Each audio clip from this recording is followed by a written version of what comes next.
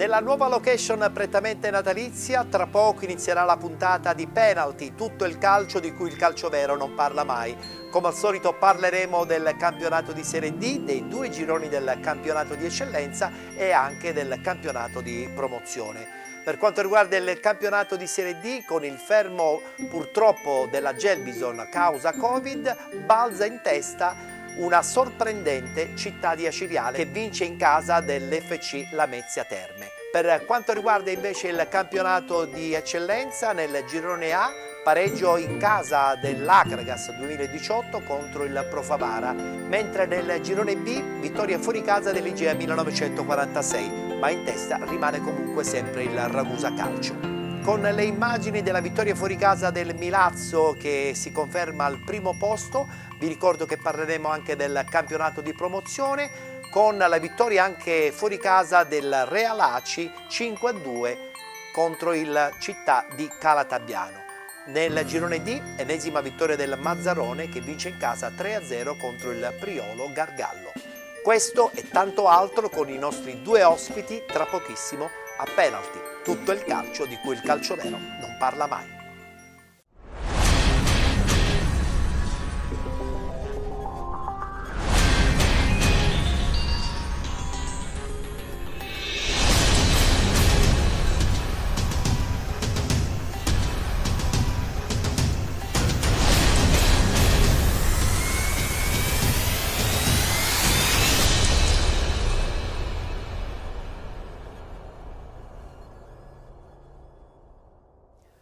Eccoci rientrati telespettatori di Gold 78 HD, canale 78 del digitale terrestre, per una nuova puntata di Penalty, tutto il calcio di cui il calcio vero non parla mai. Come avete potuto ben vedere, abbiamo realizzato una scenografia prettamente natalizia, dato che queste puntate avranno giustamente un sottofondo con le atmosfere natalizie che un po' tutti noi stiamo vivendo, anche noi sportivi. Tra l'altro il campionato di eccellenza vivrà un'altra domenica di passione domenica prossima. Ci sarà un appendice anche nel campionato di Serie D, ma di questo comunque avremo modo di parlarne più tardi. Per adesso andiamo subito a conoscere il nostro ospite di questa prima parte, il direttore sportivo Antonino Monterosso. Buonasera direttore. Buonasera a lei, ben trovato. buonasera a tutti, grazie. Domenica cosa è andata a vedere? Qualche partita di Serie D, di Serie C, di eccellenza? Ho preferito stare a casa e non ho visto nessuna partita questa settimana. Anche perché ogni tanto bisogna pensare alla famiglia, poi siamo sotto le feste di Natale. Bravissimo direttore, mi sembra giusto e doveroso. Ha capito benissimo. Cosa sta seguendo di più, la Serie D oppure l'eccellenza con qualche progetto interessante? Allora, la Serie D la seguo perché ci sono tanti amici che lavorano in quel campionato, in quella serie, e allora magari mi viene facile seguirla, ma un'attenzione lo sto dando anche al campionato di eccellenza.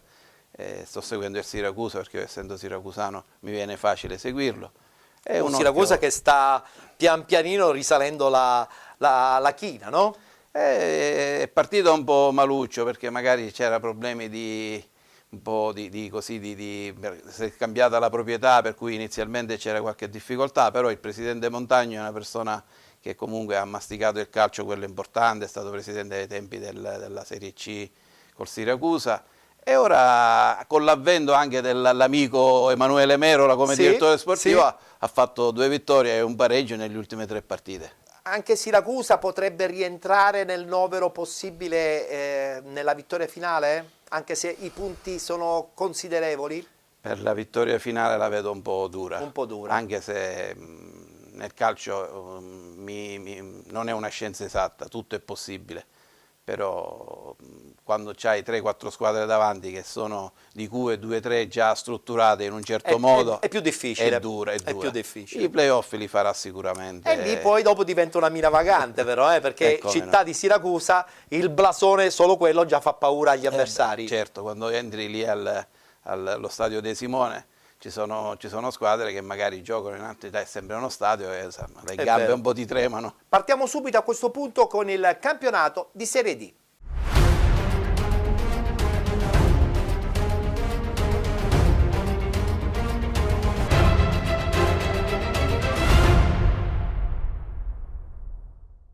Sedicesima giornata, guardiamo subito i risultati. Biancavilla Santa Maria Cilento è stata rinviata, Castrovillari batte Troina 3-1. Città di Aciriale batte la Mezzia Terme 3-1, rinviata la partita Gelbison-Trapani, pareggio tra Licata e San Cataldese 1-1, Paternò batte Cavese 1919 1-0, Cittanova batte Portici 2-0, pareggio tra Real Aversa 1925 e Città di Sant'Agata ed infine San Luca Rende Calcio è stata pure questa rinviata. In classifica, in concomitanza con la Gelbison bloccata, sale in vetta il Città di Aciriale. La troviamo infatti al primo posto con 32 punti, con 30 la Gelbison insieme all'FC La Mezzia Terme, 28 punti per Cavese 1919 e Paternò, 26 Santa Maria Cilento, con 24 il Cittanova, 21 punti per Licate Città di Sant'Agata, 19 per Trapani e Real Aversa. 18 punti per il Portici 1906, 17 per San Cataldese e Castrovillari, 14 punti per il San Luca, 13 per il Rende, 10 punti per il Troina, 8 punti per il Giarre 1946, chiude la classifica il Biancavilla con 6 punti. Si ritorna in campo domenica prossima, domenica 19 di dicembre, guardiamo subito il tabellino, Città di Aciriale Paternò, Città di Sant'Agata Cavese 1919, Cittanova Real Aversa 1925, Trapani FC La Mezzia Terme, Giarre 1946 Biancavilla, Santa Maria Cilento San Luca, Rende Calcio Portici 1906, San Cataldese Gelbison ed infine Troina Licata. Partiamo subito con un commento tecnico su questo girone, una Città di Aciriale che a questo punto assapora almeno per qualche settimana questo primo posto. Meritato secondo lei? Ma di gran lunga, ma per tutto il passato, per tutto quello che sta facendo la Aciriale si meriterebbe anche di andare in Lega Pro tranquillamente. Tra l'altro domenica ha vinto la partita in casa della Lamezia. Sì, è proprio questo. Che sono quelle partite che quando le vinci poi ti dà quella forza di continuare, a parte che c'è una struttura come tecnica, come squadra ben strutturata, non è stata fatta a casa, c'hanno delle persone che stanno lavorando da anni per poter far bene e i risultati stanno venendo. Tra l'altro risultati che vanno sempre in crescita. Pochissime sconfitte, magari qualche pareggio di troppo, però poi alla fine i punti sommati la portano e la catapultano a questo punto come leader di questo girone I. Sì, diciamo c'è qualche squadra che deve rifare qualche partita. Beh, Gelbison per esempio due partite da recuperare. Ma non è detto che li vince, certo. Può anche darsi che magari una la pareggia o può perderle tutte e due. In ogni caso si gode il primo posto, meritato, la Cirreale si è meritato. Per la contentezza anche chiaramente dei tifosi che lei sa meglio di me amano in una maniera pazzesca questa loro squadra e assaporare in questo momento un sogno possibile della Lega Pro piace, però attenzione, Lega Pro è un campionato totalmente diverso al campionato di Serie D. Cosa deve far pensare questa potenziale vittoria finale? Ma intanto si devono strutturare anche come società. Io ho avuto la fortuna per un breve periodo di far parte fatto il direttore generale ad Acirreale, anzi sono rimasto legatissimo alla piazza, i tifosi sono uno spettacolo solo vederli quando partono, sono tifosi veri. In Sicilia ci sono dei gruppi organizzati, uno di questi è quelli dell'Acirreale, sono fantastici. E la società si deve strutturare bene, non è il campionato di Serie D. È vero. Non è il campionato di Serie D. È un altro passo, un altro modo di interpretare il calcio. Si entra in un'altra dimensione del calcio, magari uno pensa che possa fare bene anche in Lega Pro. No, lì ci vuole una struttura societaria diversa, lì ci vuole un commercialista, ci vogliono degli avvocati, certo. Lì ci vuole un'altra struttura organizzativa. E poi ci vuole un'organizzazione anche dal punto di vista tecnico, cioè una squadra con gli elementi che probabilmente sono più per la Lega Pro che per la Serie D, senza nulla togliere attualmente alla rosa. No, assolutamente, perché magari quelli che ci sono degli ottimi giocatori, però ogni categoria ha i suoi parametri, magari la Lega Pro prevede altri tipi di parametri che al momento i giocatori che fanno parte della rosa della Cirreale non tutti ce li hanno. Non tutti ce li hanno. Guardiamoci gli highlights, la vittoria fuori casa del Città di Aciriale 3-1 contro l'FC La Mezzia Terme.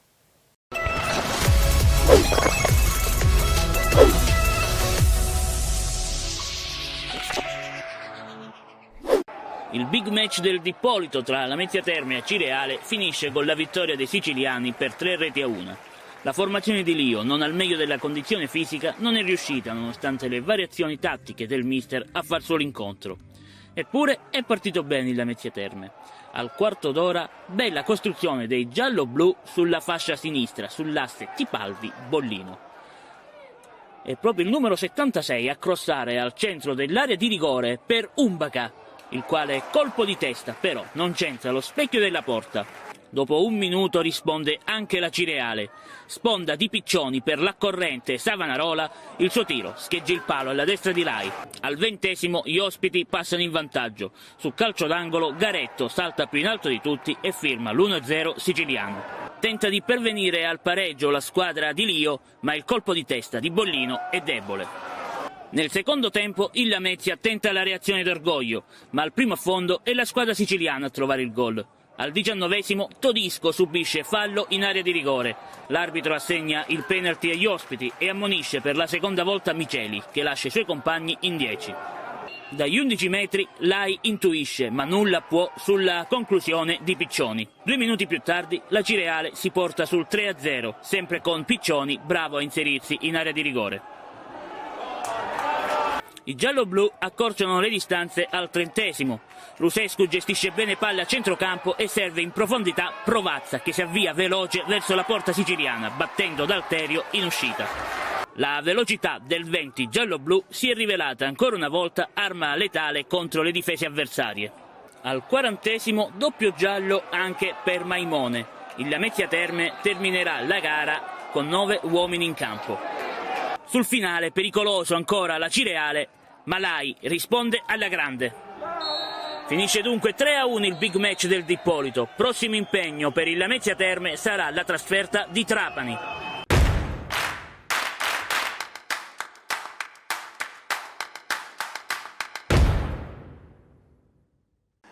Sono contento per i ragazzi, anche perché, ripeto, noi non dico che stiamo soffrendo, ma abbiamo avuto un sacco di problemi continui, quindi questa felicità, questa gioia di questa vittoria i ragazzi se la meritano tutti. Il messaggio che arrivi da parte nostra, da parte dello staff tecnico, è che la lucidità e l'equilibrio di valutare e di resettare e di ripartire non deve mai mancare. Noi cercheremo di analizzare nei dettagli tutto quello che è stato. La prestazione di oggi sicuramente è insoddisfacente sotto tutti i punti di vista, non salvo nessuno. Sicuramente però abbiamo sia la capacità che la possibilità di sederci un attimo a tavolino, rimettere a posto le idee, resettare, come dicevo, e pensare dove poter migliorare, un passo per volta, senza farci prendere dall'apprensione, ma cercando di stare tranquilli, perché comunque oggi, se non vado errato, anche la Cavese ha perso. La Gelbi sono 2 partite in meno, ma non sono 2 partite facili. Il momento di flessione ce l'hanno tutti. Noi abbiamo avuto 6 partite in cui abbiamo fatto 6 vittorie che sono state soprattutto le prime di un ottimo livello.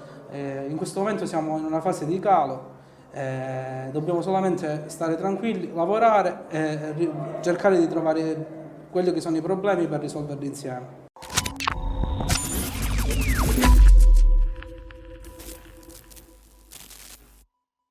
Rinviata la partita Biancavilla-Santa Maria Cilento. Biancavilla che un po' gli appartiene, no? È un po' anche il suo passato.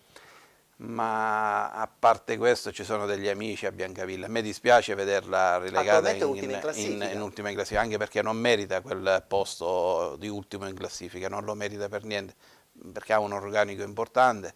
Però non lo so. Cioè, forse la scelta tecnica andava definita subito. Diciamo che le partite di cozza hanno un po' cozzato con l'ambiente. Ma sì, non so inizialmente le scelte che sono state fatte inizialmente, non lo so perché non vado a guardare a casa degli altri. Giusto. C'erano degli ottimi tecnici, ottimi direttori sportivi che si sono susseguiti, hanno fatto una squadra importante.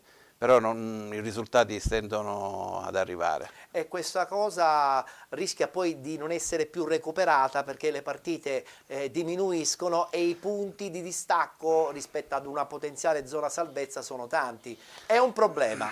Sì, anche perché ci sono tante squadre che sono strutturate in modo che lottano ogni anno per arrivare a raggiungere la salvezza. Il Biancavilla non era stata strutturata, anche perché la scorsa stagione è un campionato rivelazione. Certo, come no, ha fatto un campionato che è al vertice, per cui magari i giocatori che hanno riconfermati non sono abituati a lottare domenica dopo domenica, e quindi si soffre. Si soffre, non tutti i campi, nessuno regala niente. È vero. Come ad esempio il Castrovillari che non ha regalato nulla al Troina, che era in crescita perché vince in casa 3-1 contro la squadra di Galfano. Castrovillari che a questo punto ha conquistato 3 punti pesantissimi per la sua classifica e il Troina che comunque deve ancora lavorare tanto per recuperare un handicap che è stato considerevole ma che comunque ha ammortizzato in queste giornate. Il Troina è un'altra di quelle squadre che con la penalizzazione che già ha scontato, perché mi sa che c'ha 10 punti in classifica e i 6 che ha scontato, effettivamente era già quasi fuori dalla zona calda, per cui sta facendo un campionato importante. E però anche loro devono lottare domenica per domenica. È dura. Ci può anche stare la sconfitta quindi a Castrovillari. Certo, ma sicuramente non era messa in programma di andare a vincere a Castrovillari. Poi se viene le vittorie che ben vengono. Ben venga. Guardiamoci gli highlights, la vittoria appunto del Castrovillari 3-1 contro il Troina.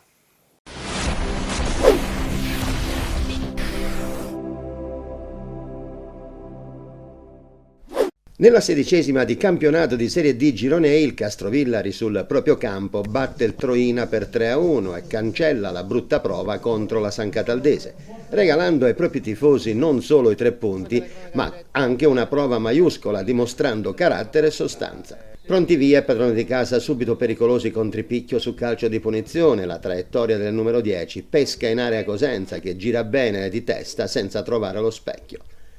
Per 20 minuti solo tanto possesso, senza particolari sussulti. Poi al 21esimo, sugli sviluppi di un fallo laterale, Tripicchio serve di prima Teiu. Il numero 75 vede libero e serve Rodi, che da pochi passi insacca. Gara che si mette subito bene per i lupi e soddisfazione personale per il giovane attaccante rossonero, che trova anche le energie per andare a festeggiare con i propri tifosi sotto la curva dall'altra parte del campo. La reazione dei siciliani nel tiro di Bofu dal limite al 23esimo, parato con sicurezza da Iolfi. Al minuto 31 il Castrovillari raddoppia. Cosenza scodella in mezzo per Rodi, che con freddezza e precisione piazza la volée vincente, battendo per la seconda volta Faccioli. Non poteva andar meglio per i rossoneri, che dopo soli 30 minuti di gioco si trovano avanti di 2 gol. Il tempo si chiude con la conclusione di Ficarrotta su calcio di punizione respinta con i pugni da Iolfi. Si va così negli spogliatoi alla fine della prima parte di gara con il risultato di 2-0 per i padroni di casa. Nella ripresa ci si aspetta la reazione del Troina ed invece sono i rossoneri che al secondo minuto calano il tris ai siciliani. Azione capolavoro dei padroni di casa, tutta di prima, Tripicchio con il petto per Cosenza che serve l'imbucata di Azzaro. Il numero 11 ruba il tempo a Fiumare e di esterno destro batte a rete. Faccioli compie un vero e proprio miracolo sulla conclusione del numero 11, ma nulla può sul tap-in sotto misura di Teiu. Stadio invisibilio a Castrovillari che di fatto, dopo solo 2 minuti della ripresa, mette il match in cassaforte. Prova a reagire il Troina, il destro dal limite di Fratoianni finisce di poco a lato. Il Castrovillari diverte e si diverte, al 12esimo Azzaro lavora per Cosenza che si porta la palla sul destro, Faccioli si fa trovare pronto e disinnesca. A 15esimo Mr. Colle dà spazio al giovanissimo Matteo Toziano, castrovillarese doc, classe 2004. Al minuto 26 il Troina accorcia le distanze. Ficarrotta sfodera il suo marchio di fabbrica su calcio di punizione e il numero 10 siciliano disegna una traiettoria velenosa, nulla da fare per Aiolfi. Il gol siciliano non cambia l'inerzia della partita, al 32esimo Tripicchio mostra che il suo sinistro non è da meno ed impegna Faccioli. Al 38esimo verticalizzazione micidiale del Troina, a Pace serve l'imbucata di Pollina che mira l'angolo basso, strepitoso Aiolfi gli nega il gol. Al 46esimo Tripicchio mette in affanno Faccioli che respinge con i pugni. Poi più niente, dopo 5 minuti di extra time il signor Adil Boabid manda tutti sotto la doccia. Per i lupi 3 punti importanti contro una diretta concorrente per la permanenza in Serie D.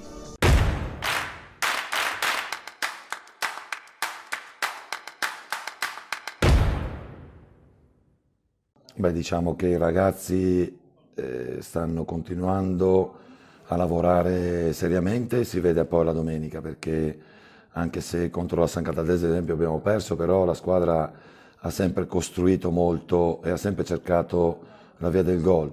Oggi naturalmente ero un pochino preoccupato perché era la terza partita in una settimana e la stanchezza, avevo paura che si sentisse, e invece devo fare un complimento ai ragazzi che dal primo minuto fino almeno all'80° hanno retto il confronto in maniera esemplare, riuscendo anche a concludere, a capitalizzare più che altro tutte le occasioni che abbiamo avuto. Dunque un grosso ringraziamento ai ragazzi. All'inizio abbiamo, diciamo, lasciato dei punti evitabili, ma un po' anche per un po' di inesperienza della squadra, perché partendo in ritardo hai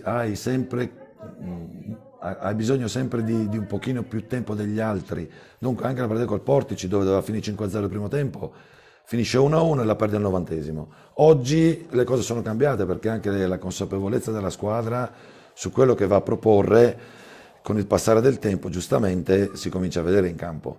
E stessa cosa anche mercoledì a Giarre, una partita delicata dove siamo stati aggrediti sotto il punto di vista del gioco, ma abbiamo tranquillamente giostrato anche in momenti di difficoltà.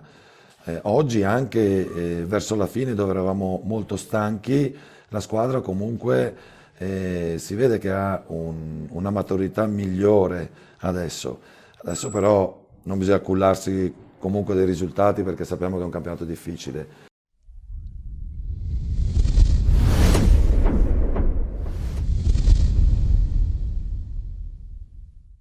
Nel derby tutto siciliano tra Licata e San Cataldese la partita si è conclusa 1-1 per la contentezza anche di mister Campanella, che torna a Licata, strappa un punto importante a Romano, ma soprattutto respira con la sua San Cataldese in una classifica che al suo arrivo era disastrata, però adesso pian pianino sta venendo fuori, e lì c'è fuori anche soprattutto il carattere di Campanella. No? Bravo, ma volevo dire proprio questo. Dico, lui, la scelta di prendere Campanella come allenatore è stata fatta perché intanto è un conoscitore di calcio, non lo sto scoprendo io assolutamente.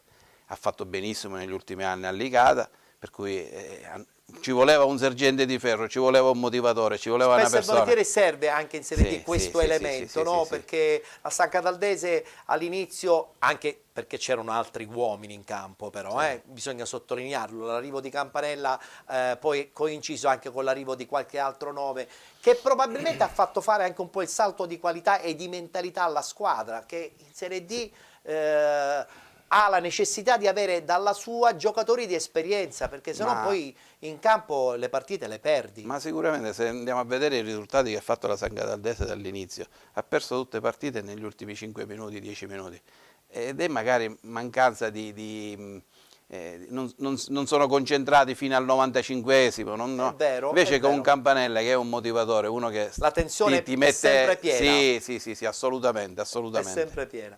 Guardiamoci gli highlights, pareggio tra Licata e San Cataldese 1-1.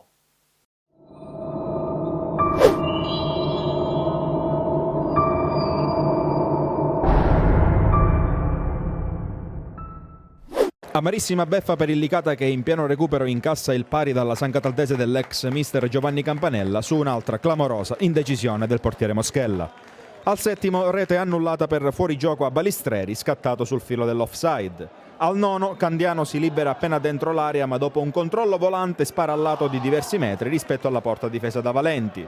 Al 13° Licata pericoloso, percussione esterna di Minacori, cross in mezzo su cui si avvita Samaché, il cui colpo di testa termina però al lato di poco. Al 23° Ces sfonda da destra, mette in mezzo una palombella morbida e a Moschella battuto ci vuole un salvataggio sulla linea di Calaiò. Al 25° Mazzamuto serve in velocità Samaché, che di prima lascia partire un destro centrale su cui Valenti replica bloccando a terra. Un minuto dopo, azione conclusa sugli sviluppi di un corner. Uscita a vuoto di Valenti e la deviazione di Balistreri per poco non genera un autogol con sfera sventata sulla linea. Al 29esimo il Licata passa, Samaché vince di forza un contrasto ed è lucido a servire la corrente Currò che deve solo spingere in rete il pallone del vantaggio giallo-blu. La prima replica dell'11 di Campanella al 35esimo con una palla sporca a centro area su cui si avventa Balistreri, il cui piatto destro sorvola però ampiamente la traversa. Al 45esimo Sancataldese è vicinissima al pari sugli sviluppi del primo corner a favore, stacco di Tuccio sul secondo palo e provvidenziale salvataggio di Caccetta appostato a copertura del legno. All'intervallo Licata meritatamente in vantaggio per quanto creato nella prima frazione di gioco. Apertura di ripresa con subito un brivido per la porta della Sancataldese, velenoso sinistro sul primo palo di Candiano su cui ci vuole un importante riflesso di Federico Valenti per sventare la minaccia. Al quarto d'ora stacco centrale di Balistreri su calcio d'angolo dalla sinistra con Moschella che l'aspetta lì e blocca senza affanni. Valenti si supera al 24esimo togliendo dall'angolino un sinistro a giro perfetto di Minacori indirizzato sul palo lontano. Un minuto più tardi lo stacco di testa di Samaché è alto sulla traversa. Al 33esimo lo stesso centravanti Maliano controlla al limite dell'area, si gira e lascia partire un destro che esce però centrale e viene bloccato ancora da Valenti. Al 94esimo la beffa per il Licata, un'innocua conclusione dalla distanza di Burchieri sorprende Moschella che si lascia scappare il pallone dalle mani per il pareggio finale. Dopo il triplice fischio, animi surriscaldati e uscita dal campo nervitesissimi per un Licata che fatica a mandare giù l'ennesima beffa nel recupero. Voglio fare subito una battuta sulla Gelbison, la partita con il Trapani è stata rinviata, Gelbison che sembrerebbe veramente attrezzata per il salto di categoria, direttore. Fra le contendenti al primo posto la Gelbison è quella che ha la struttura proprio per vincere il campionato. Un paio di settimane fa Salvo Castorina, che lei conosce molto bene, lo ha detto, sicuramente è veramente la squadra più forte di questo girone per mentalità, per quadro tecnico, quadro organizzativo in società, sì, perché sì, poi lei me lo insegna, non servono soltanto i giocatori, servono gli uomini, i dirigenti. Ma la Gelbison è da 3-4 anni che ha programmato di fare il salto di qualità. La struttura societaria è importante perché anche per un giocatore che va in una società guarda anche queste cose, certo, la serenità, la struttura societaria, che sono disponibilissimi a tutto. Magari non regalano i soldi sicuramente come in tutte le società, però sono attrezzati per poterlo vincerlo questo campionato. Ci trasferiamo in Campania e parliamo del Portici che perde di nuovo in casa, questa volta con un Cittanova. Io credo che Di Gaetano sta assaporando questa zona alta della classifica con tanto piacere.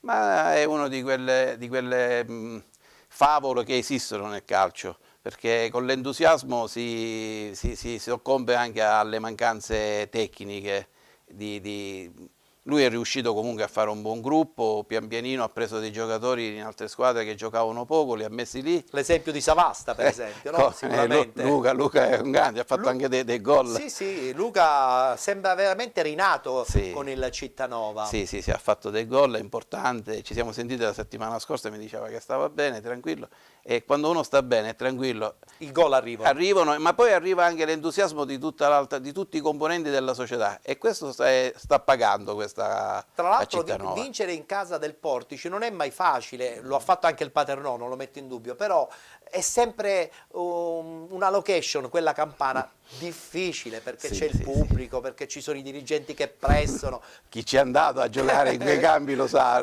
come sono anche ubicati gli spogliatoi e tutte queste cose, che non è una favola che si racconta, sono realtà. Guardiamoci il servizio, la vittoria del Cittanova 2-0 in casa del Portici.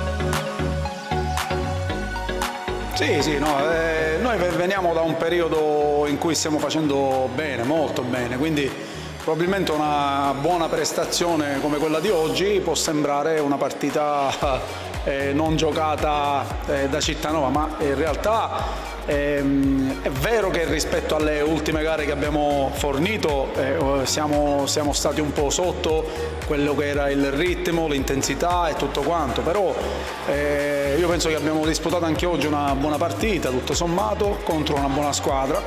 E quindi poi alla fine abbiamo anche meritato il vantaggio, la vittoria, anche perché abbiamo creato diverse palle gol, avremmo potuto fare il terzo gol in più occasioni, quindi abbiamo gestito bene poi l'andamento della partita senza soffrire chissà che cosa. Quindi siamo contenti di aver centrato questa vittoria e così adesso abbiamo il tempo di prepararci per le ultime partite che ci aspettano prima della sosta natalizia.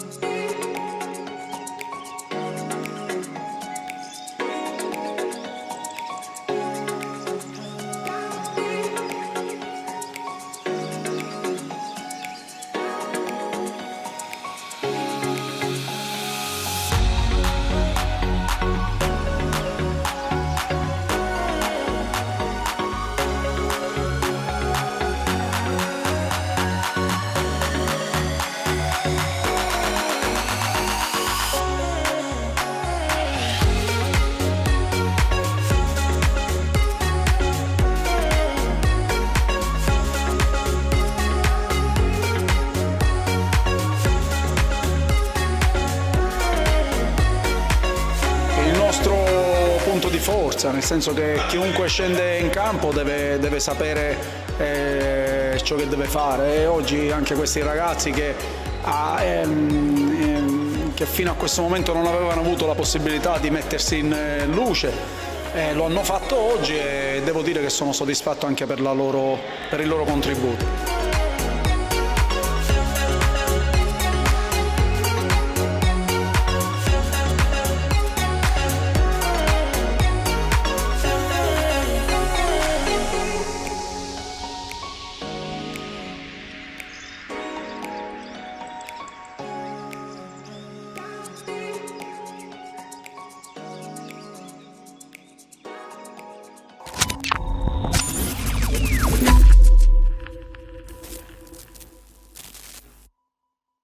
Una bella soddisfazione invece per il Città di Sant'Agata, che torna a casa con un pareggio sul campo del Real Aversa.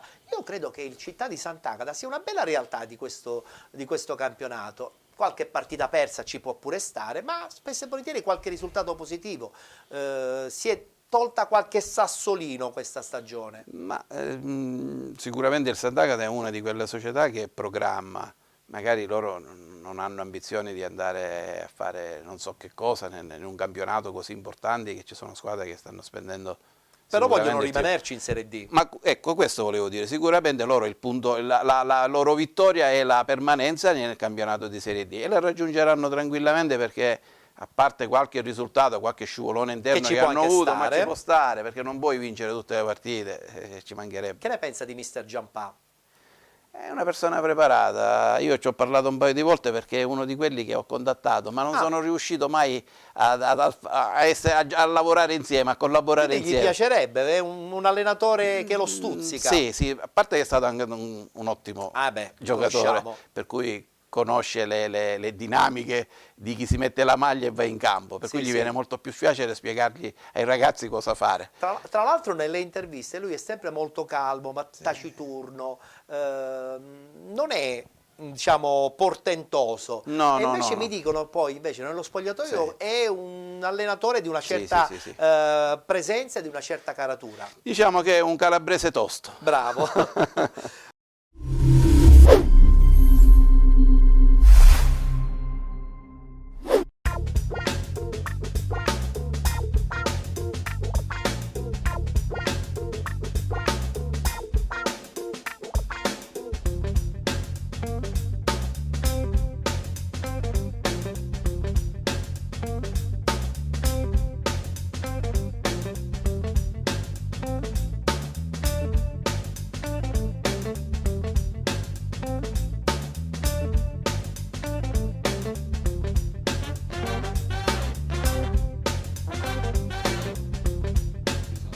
riguarda le prestazioni, chi ci è stato vicino, chi ha avuto la possibilità di seguirci, le prestazioni ci sono state sempre. Io ai ragazzi li ho sempre elogiati, li ho sempre ringraziati per quello che stanno facendo.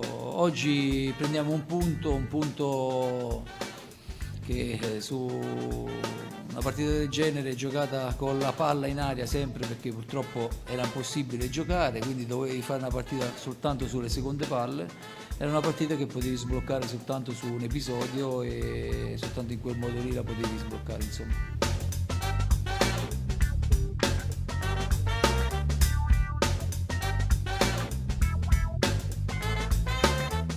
Un giudizio non lo posso dare, si è visto soltanto tanto agonismo, molta palla sempre in aria, perché ovviamente era impossibile giocare oggi, proprio praticamente impossibile, nemmeno un passaggio potevi fare, 2 passaggi io non li ho contati purtroppo oggi, e sotto l'aspetto dell'impegno, della voglia, della prestazione, ragazzi, non posso dire nulla.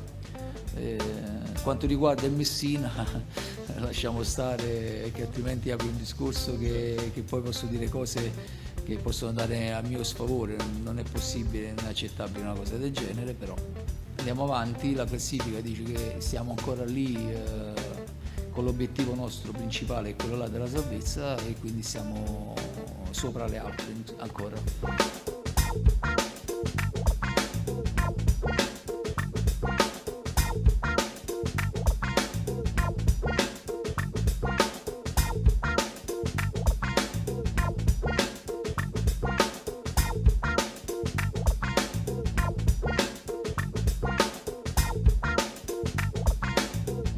I ragazzi a me non mi hanno mai deluso sotto l'aspetto della prestazione.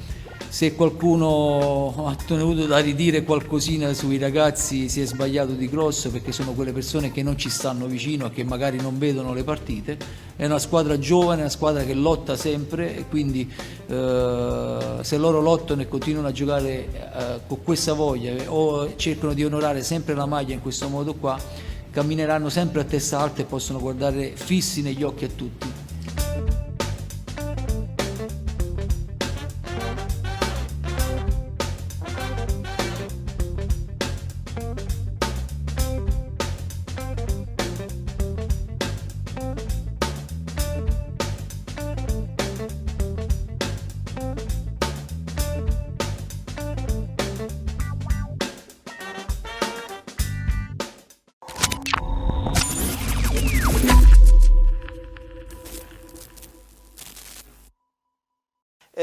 Domanda a bruciapelo. Allora, abbiamo detto Gelbison, abbiamo detto del Città di Aciriale, abbiamo detto dell'FC Lavezza Terme, ci metterei dentro giustamente la Cavese, però per chiudere io voglio parlare di questo Paternò.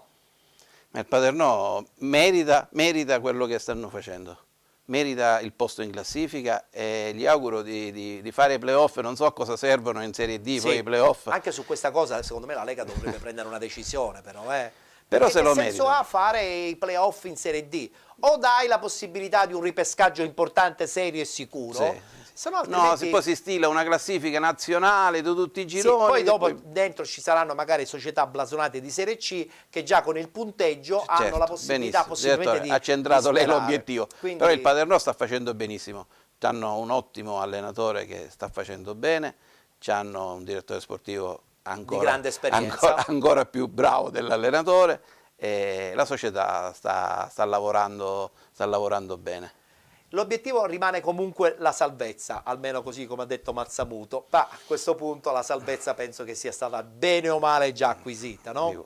Ci mancherebbe. È giusto stare con i piedi per terra, poi i presidenti sono sempre, vero, così. Soprattutto il presidente del Paternò. Sì, perché lui inizio anno si era dimesso, non voleva tutte queste cose, però in cuor suo lo sapeva che voleva fare un campionato tranquillo. Non penso che sperava di essere proprio nei piani alti. Però adesso è lì. Sì, però dico, quando poi tu ti ci trovi, dico, al ballo balliamo. Perfetto, guardiamocelo questo servizio, gli highlights della vittoria appunto del Paternò 1-0 contro una blasonata che è la Cavese 1919.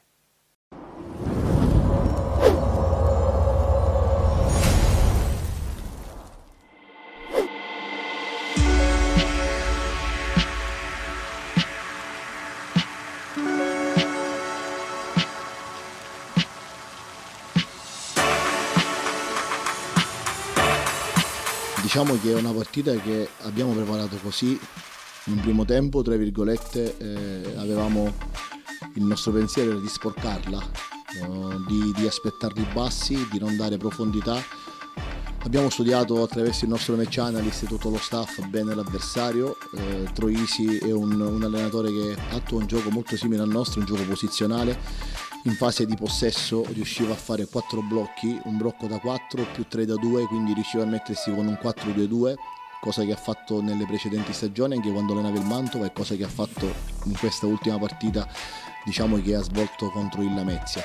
Quindi noi abbiamo fatto una scelta nel primo tempo molto attendista con 9-10 giocatori sotto palla, escluso Foderaro, per evitare proprio di dare spazio tra le linee a questi giocatori che naturalmente di una qualità fuori categoria, fuori misura, e noi dovevamo essere bravi e umili a soffrire il primo tempo. La squadra lo ha fatto in una maniera egregia, si è calata nella parte, abbiamo, diciamo, fra virgolette sofferto per scelta nostra di dare dominio all'avversario della nostra metà campo, però poi alla fine è risultato un dominio sterile perché non hanno mai prodotto azioni da gol importanti se non con qualche azione, con qualche tiro da fuori aria, mentre noi 2 volte con Foderaro abbiamo avuto l'occasione per presentarci a tu per tu col portiere. Il secondo tempo abbiamo cambiato qualcosa, ho messo Rizzo che è una mezzala più offensiva ed era uno che mi poteva sicuramente nella metà campo avversaria creare la superiorità numerica saltando l'uomo e portare a Foderaro con un passaggio filtrante, con delle verticalizzazioni sia per Castorina che per Gaston, a cercare di trovare meglio la profondità. Abbiamo alzato il baricentro, abbiamo un po' prestato più alti e alla fine sono anche fortunato che il cambio di Rizzo che ho messo dentro mi ha dato poi il gol vittoria.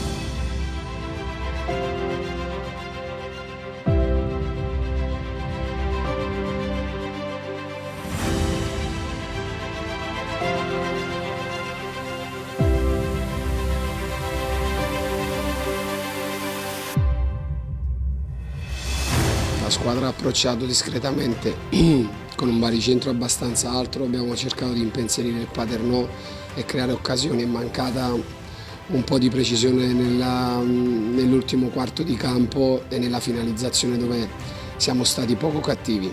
Poi nel tempo ci siamo allineati un po' a quella che era l'intenzione della gara del Paternò e in tal senso, ecco, la squadra ha cominciato a perdere campo. Il secondo tempo siamo partiti un po' più bassi sul discorso della cattiveria, siamo venuti un po' a mancare, abbiamo perso lucidità sempre di più e era una partita che a un certo punto potevi perdere così come la potevi vincere. Occasione di Diaz, ma poco rispetto a quello che bisogna fare per rimanere lì su in testa e cercare di competere fino alla fine. Quindi è una prestazione che sottotono per quanto mi riguarda.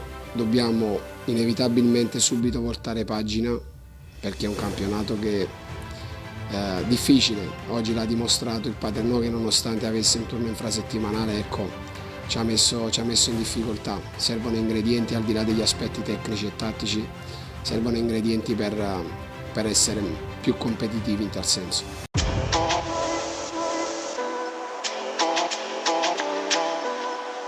Siamo felicissimi per questa vittoria e per questa bellissima partita, per come si è sviluppata. E lasciatemi intanto dire che la voglio dedicare al nostro presidente Ivan Ammazzamuto, logicamente, che per motivi lavorativi non c'era oggi, e ci siamo sentiti e mi ha detto: cercate di farmi un bel regalo, e noi glielo abbiamo fatto. E la partita è stata, sì, abbiamo fatto un primo tempo in cui noi abbiamo cercato di prendere le misure alla Cavese. Poi nel secondo tempo il nostro mister, come al solito, che io vi dico, ogni tanto lui mi spiega qualcosa così, tanto quello che fa e poi realmente lo fa e succede in campo. Ora avrà delle caratteristiche disumane questo mister, comunque a noi ci ha condotto a questa bellissima vittoria che ci rigenera tantissimo dopo la sconfitta di Sant'Agata, una sconfitta peraltro immeritata.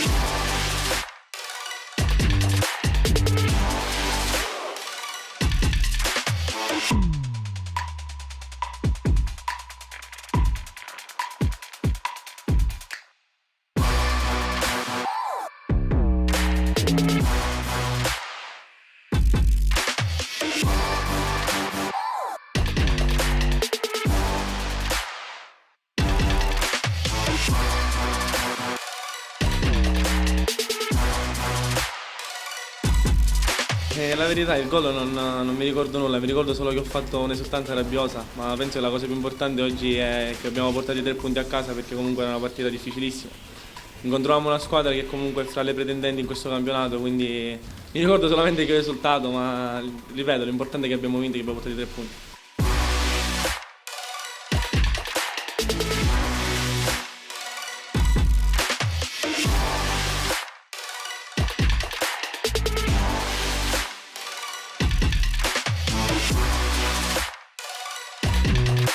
Penso che è cambiato l'atteggiamento nel secondo tempo, magari nel primo tempo eravamo un po' più bassi, nel secondo tempo penso che è cambiato l'atteggiamento e sicuramente abbiamo fatto una grande partita oggi.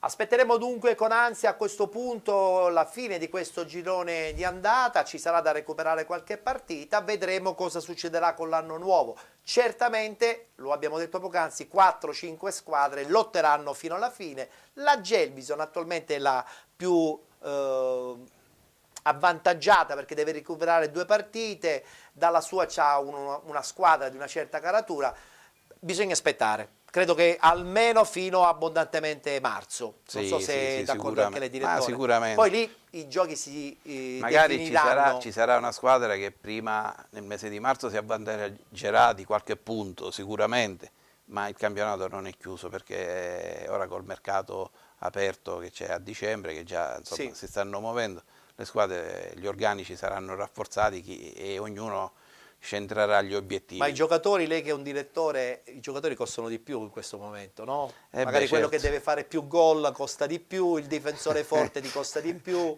quindi vuol dire che se tu devi andare a cercare questi giocatori devi farti un esame di coscienza e dire ma perché non l'ho fatto all'inizio della stagione? Ma a parte questo, uno è un esame di coscienza perché magari uno deve capire cosa vuole fare da grande, perché la Gelbison magari è strutturata in un certo modo e allora andrà a prendere quei giocatori per fare il salto di qualità. Poi ci sono altre società, ora non voglio guardare io nelle tasche del Paternò, delle altre società, dico, magari loro dicono no, ci accontentiamo del campionato, della posizione che abbiamo e non andiamo a spendere ulteriori valorizzando sforzi. Anche qualche giovane i giocatori che ci hanno, come certo. no. Bene, adesso ci fermiamo qui, spazio pubblicitario e tra poco parleremo dei 2 gironi del campionato di eccellenza.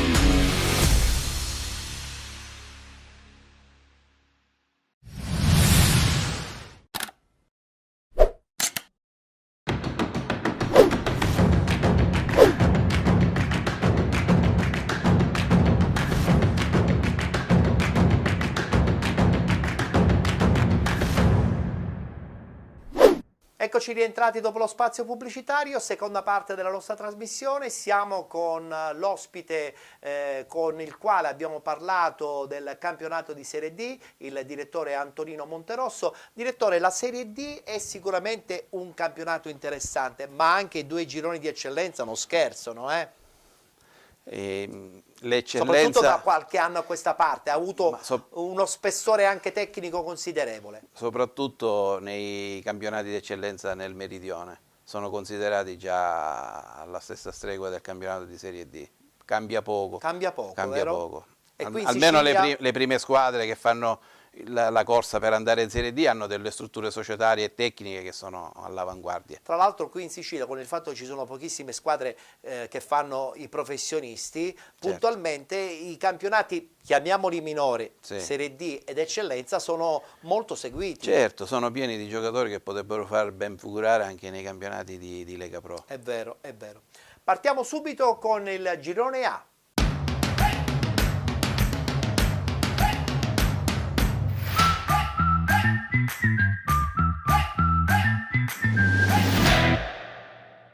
14ª giornata per quanto riguarda il campionato di eccellenza, guardiamo subito i risultati del girone A. Dolce Onorio Marsala batte Cus Palermo 2-1, rinviata Parmonval Enna Calcio, pareggio tra Acragas 2018 e Profavara 1-1, Casteltermini batte Monreale 2-1, rinviata Canicattì Nissa FC, Castellammare batte Mazzara Calcio 1-0, Don Carlo Misilmeri batte Oratorio San Cile e San Giorgio 3-1, pareggio tra Mazzarese.2 e Unitas Sciacca.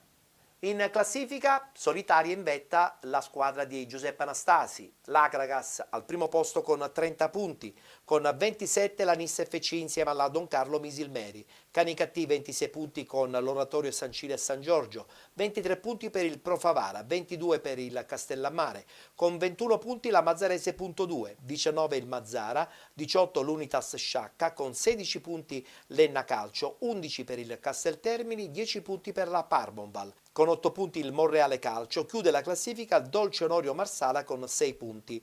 In questa classifica sottolineiamo le 5 partite da recuperare per l'Enna, le 2 partite per il Canicattì, mentre una partita da recuperare per Nissa FC, Castellammare, Mazzarese.2, Parmonval e Monreale Calcio.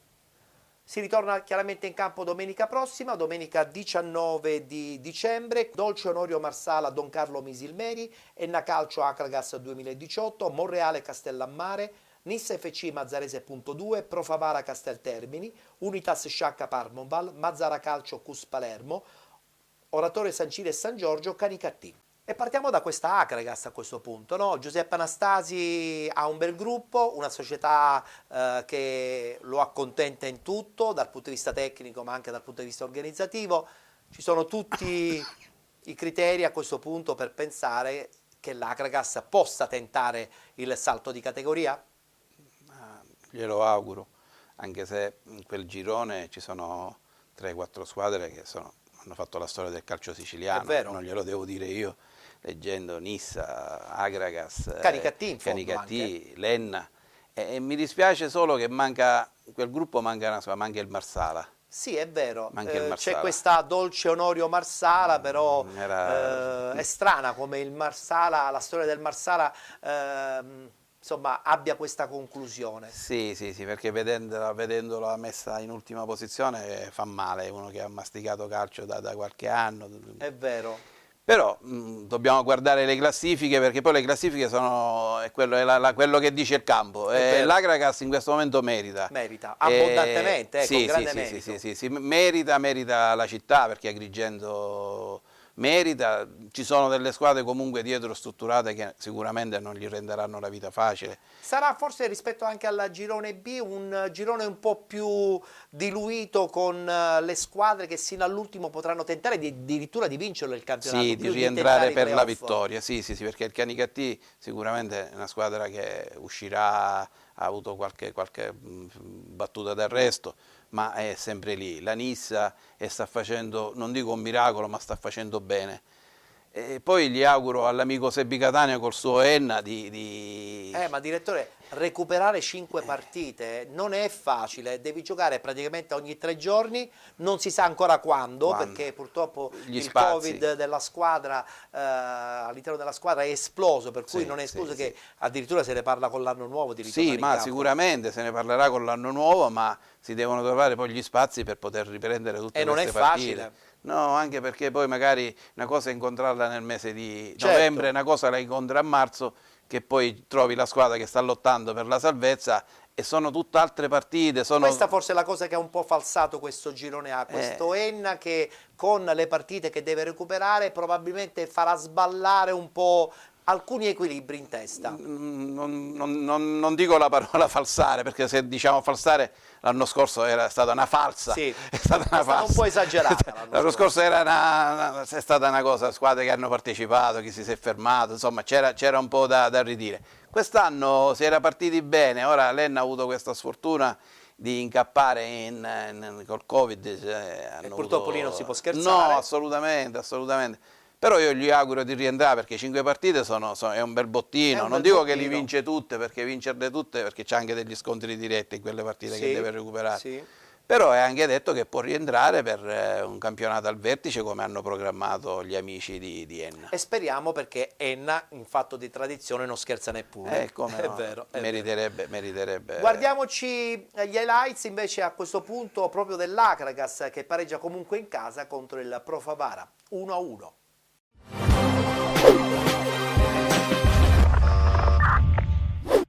È il giorno del derby agrigentino di eccellenza, Acragas Pro Favara, posta in palio altissima, l'Acragas in vetta al campionato, la Pro Favara lotta per un posto nei playoff. Sugli spalti circa 1000 spettatori per un derby che promette tante emozioni.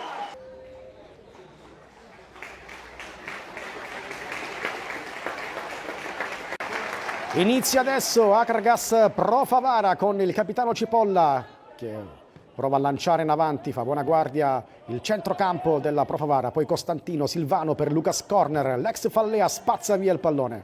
Di Carlo per il rilancio lungo, palla in zona, Lucas svetta la testa di Bossa, poi Baio la ributta in avanti, ancora Pro Favara che rilancia il pallone in avanti, l'Acragas con Prestia. Superato Marchica, poi il lancio per Silvano, attenzione Silvano, la conclusione, super parata di Sandin. Sesto minuto del primo tempo, angolo adesso per la Pro Favara, Bossa, palla nel mucchio, attenzione, e salva tutto Di Carlo, paratona di Carlo. Si rimane sullo 0-0, insiste la Pro Favara, cross in aria di testa, anzi Tuniz non riesce ad agganciare il pallone, insiste Bossa, la conclusione, un gol bellissimo di Bossa, avanti la Pro Favara, un gol alla Insigne di Bossa e fanno festa i tifosi della Pro Favara sistemati in curva nord. 1-0 per la Pro Favara, tutto questo al settimo del primo tempo. Prestia entra in aria, cross sul primo palo, la carambola e poi attenzione, salvataggio sulla linea di Fallea, protesta da quelli dell'Acragas, ancora Passaue, lo rincorre Costantino, Passaue ha un altro passo, Passaue in zona tiro, Passaue si accentra, Costantino, gran recupero di Costantino e l'Acragas recupera il pallone. 45esimo, 2 minuti di recupero, punizione Acragas, Costantino, Lucas Corner protegge il pallone, lo svedese, poi Majorano, Prestia, insiste l'Acragas, ancora Prestia, palla imbucata per Majorano, non c'è fuorigioco, Majorano al centro, rete, Lucas Corner, riprende la Pro Favara, eccolo qui lo svedese, esplodono i tifosi dell'Acragas per il pari di Lucas Corner. Tutto pronto per il calcio di punizione per i biancoazzurri. 1-1 il punteggio all'Esseneto. Costantino per la punizione. Nel mucchio, Fallea con la testa, poi Majorano, poi Lucas Corner, non c'è fuorigioco, Lucas Corner protegge il pallone, aspetta rinforzi, ancora Lucas Corner, il cross sul primo palo, Sandin attentissimo. Majorano, il cambio gioco per Ferrigno che ha spazio per avanzare, davanti a lui King, Ferrigno per Montalbano, non c'è il fuorigioco, Montalbano, passaggio al centro, intercetta Fallea e poi si salva la Pro Favara. Palla lunga per Prestia, attenzione, Pro Favara sbilanciata in avanti, Prestia il cambio gioco e poi Marino liscia il pallone, Bellanca troppo lunga per Gambino, salva tutto Fragapane e poi Sandin spreca il contropiede dell'Acragas. Non c'è più tempo, finisce qui il derby agrigentino, Acragas Pro Favara, finisce 1-1. I gol nel primo tempo, vantaggio per la squadra ospite con Bossa, pari dell'Acragas di Lucas Corner.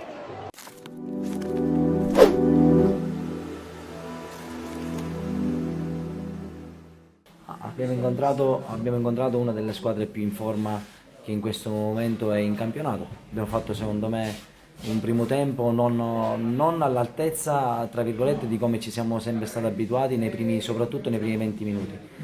Però è anche vero e non deve essere una scusante neanche un alibi. Purtroppo cambiare il modo di giocare per una questione di campo capite bene che dopo 18 partite tra Coppa Italia e campionato diventa una cosa un po' complicata. Siamo stati bravi a racciuffarla.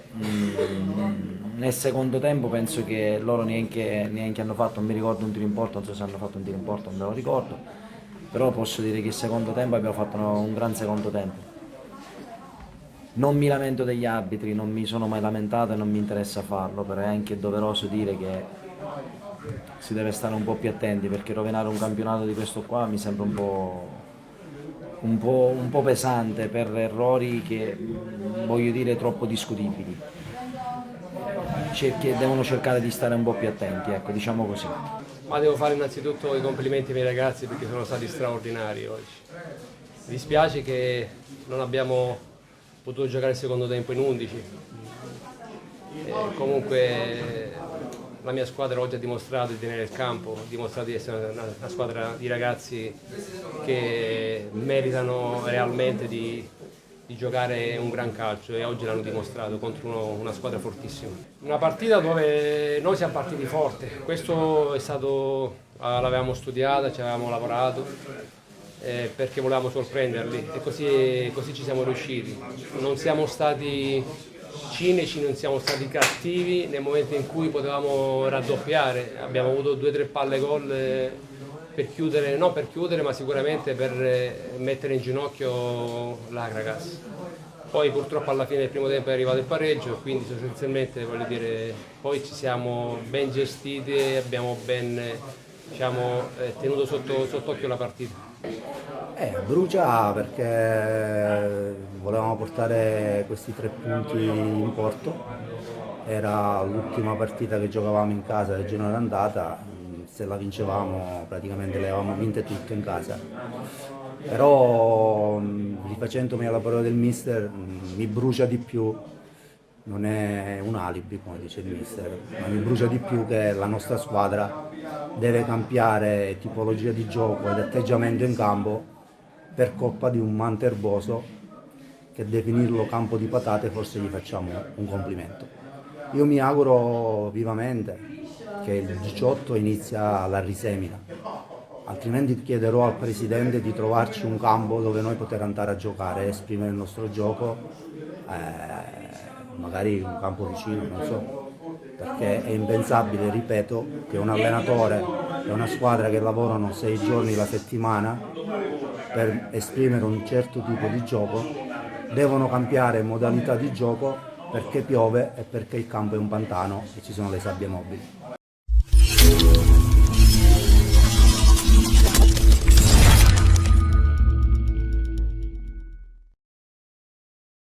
È la volta adesso della Don Carlo Misilmeri. Don Carlo Misilmeri che ha fatto una campagna acquisti dispendiosa, un allenatore di una certa caratura ed è pian pianino sempre più alta in classifica.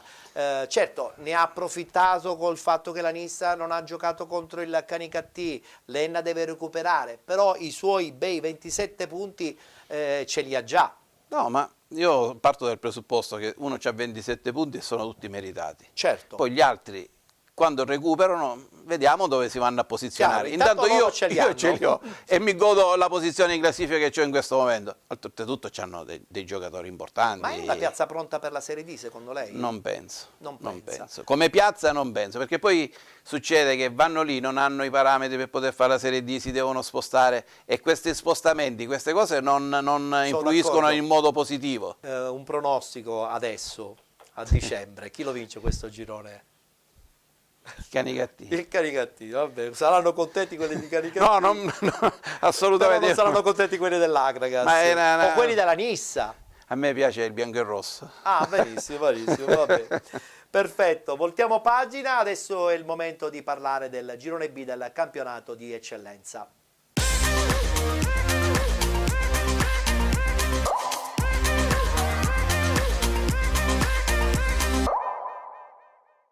Nel girone B del campionato di eccellenza sicuramente spicca la vittoria fuori casa dell'Igea 1946, ma guardiamo tutti i risultati.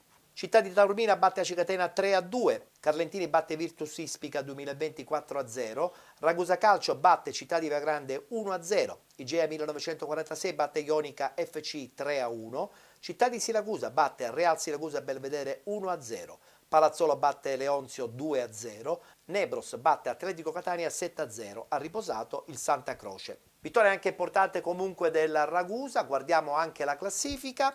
Ragusa che rimane in vetta con 33 punti, 32 per l'Igea 1946, 27 per la Ionica FC, con 26 il Carlentini, 24 il Città di Taormina, 22 punti per il Città di Siracusa, 21 per la Nebros, 18 punti SC Palazzolo, con 16 punti la Leonzio 1909, 15 punti per la Cicatena, 13 punti Real Siracusa Belvedere, con 10 punti Santa Croce e Virtus Ispica 2020. Chiudono la classifica il Città di Viagrande con 6 punti e l'Atletico Catania con -2. Il prossimo turno, eccolo qui il tabellino, Atletico Catania Città di Viagrande, Città di Siracusa Ionica FC, Città di Taormina Real Siracusa Belvedere, Leonzio 1909 Acicatena, Ragusa Calcio SC Palazzolo, Virtus Ispica 2020 Santa Croce, Igea 1946 Carlentini, riposerà la Nebros. Direttore, da dove partiamo? Dal Ragusa o dall'Igea 1946? Ma... C'è l'imbarazzo della scelta. Sì, non è... Sì, lì il discorso è unico. Sono due squadre che comunque stanno facendo un gran bel campionato. Un gran bel campionato, soprattutto l'Igea. Sì, l'Igea Barcellona piazza importante, vogliono andare in Serie D. Sì, ma anche il Ragusa. Ragusa non mi vogliono male, anche perché io ho fatto lì, sono stato anche direttore 2 anni, lì ho vinto anche un campionato. C'è una struttura, il presidente è una Puma, piazza vogliosa anche. Sì, tifosi. C'è un capoluogo di provincia, si respira calcio, lì ci sono i tifosi che sono tifosi del Ragusa, non sono tifosi della Roma e poi no, lì se c'è giochi in Ragusa si gioca in Ragusa. La vera cultura del tifoso. Del tifoso, sì. Il Ragusa ha un bravissimo allenatore che conosco personalmente, Raciti, gli faccio i complimenti, che lui lo sa che dipende da lui, perché è uno che lavora tanto e il lavoro paga. Però è anche vero che dall'altra parte c'è questa Igea 1946 che con qualche altro ennesimo acquisto azzeccato è lì, perché un punto è come se fossero ancora tutte e due, entrambe al primo posto. Ma quello sarà un campionato che finirà così, 1 punto, 2 punti, non ci saranno distacchi enormi fra le due squadre. La vedo dura per qualche altra squadra. Quindi la Ionica era stato solo un sogno? Ma hanno avuto quel momento di entusiasmo e si è portata avanti. Io gli auguro di continuare a fare risultati importanti. Però sono 2 campionati diversi, sono due obiettivi diversi. Ragusa è Ragusa, Barcellona è Barcellona. Poi andare a Santa Teresa Riva, andiamo a vedere la partita, ma è tutt'altra storia. Mi piace la sua schiettezza. Magari me ne vorranno male gli amici di Santa Teresa. La schiettezza di un uomo di sport e di un uomo di calcio, ma ci può anche stare. È così, è normale, perché quando i presidenti chiamano e dicono noi vogliamo fare queste cose, ma ti chiama una piazza che è Barcellona, allora tu gli puoi dire sì, strutturiamo una squadra in un certo modo. Ti chiamano da Santa Croce Camerina, con tanto rispetto per gli amici di Santa Croce Camerina, ma loro già la permanenza in eccellenza è la vittoria del campionato. È la vittoria del campionato, è vero. Guardiamoci il servizio, la vittoria fuori casa dell'Igea 1946 in casa della Ionica FC. Vittoria finale per 3-1.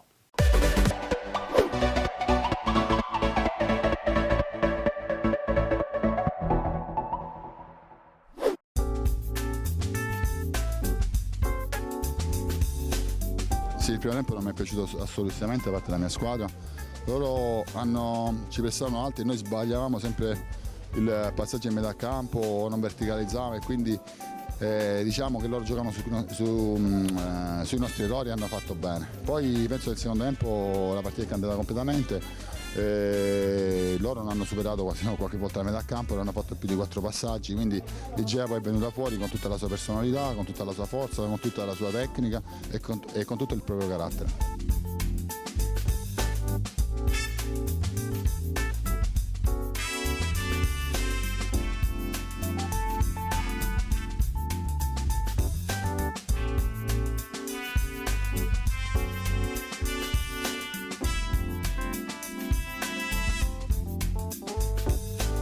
cerchiamo di giocarcelo fino alla fine, sapendo che siamo una corazzata, sapendo che quando veniamo in questi campi qua è come diciamo, la giornata del paese, della cosa, come è giusto che sia, perché quando vengono giocatori come Assensio, Lucarelli, Pavesi, Cisgrò, è giusto pure per un paese avere, diciamo, la loro vetrina. Noi accettiamo questo, siamo consapevoli di questo e sappiamo che domenica dobbiamo dare sempre di più.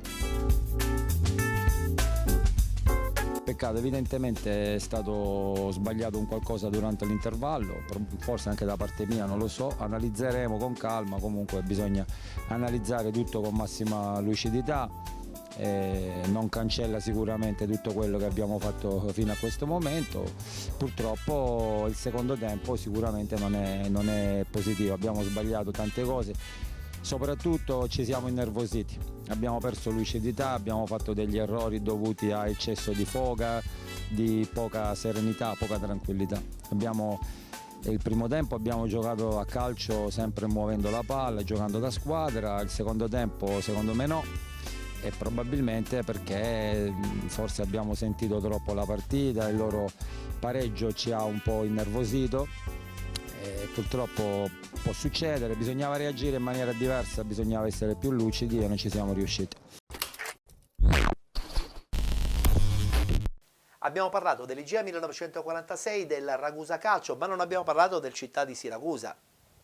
Poc'anzi all'inizio, quando insomma è arrivato nei nostri studi, era contento che comunque il Siracusa potesse rientrare, però effettivamente la distanza dalla testa è un po' considerevole, ma Mascara sta facendo un lavoro interessante, credo. Se nel girone A c'erano 7, 8/9 squadre che potrebbero insomma tentare fino alla fine una vittoria finale nel girone, in questo girone B le squadre sono probabilmente di meno, no? Io metterei, abbiamo detto, Ragusa, metterei l'Igea, metterei la Ionica, metterei il Città di Siracusa. Ce la mettiamo? Anche la squadra del presidente Vinci, Carlentini? Carlentini merita, c'ha una struttura societaria, c'ha un bravo allenatore, però non lo so, cioè sono quelle cose che, cioè, come dire, ti trovi in Serie D, sì, perfetto, lo fai il campionato, ma ci saranno problemi dal giorno dopo che tu vinci il campionato di eccellenza. Il suo occhio di esperienza guarda veramente al di là di una vittoria di un campionato, e questa per me è una cosa che condivido, perché effettivamente molti guardano alla vittoria finale non pensando che poi dopo arrivano i grandi problemi, e per una società piccola i problemi sono grossi. Ma Carlentini sta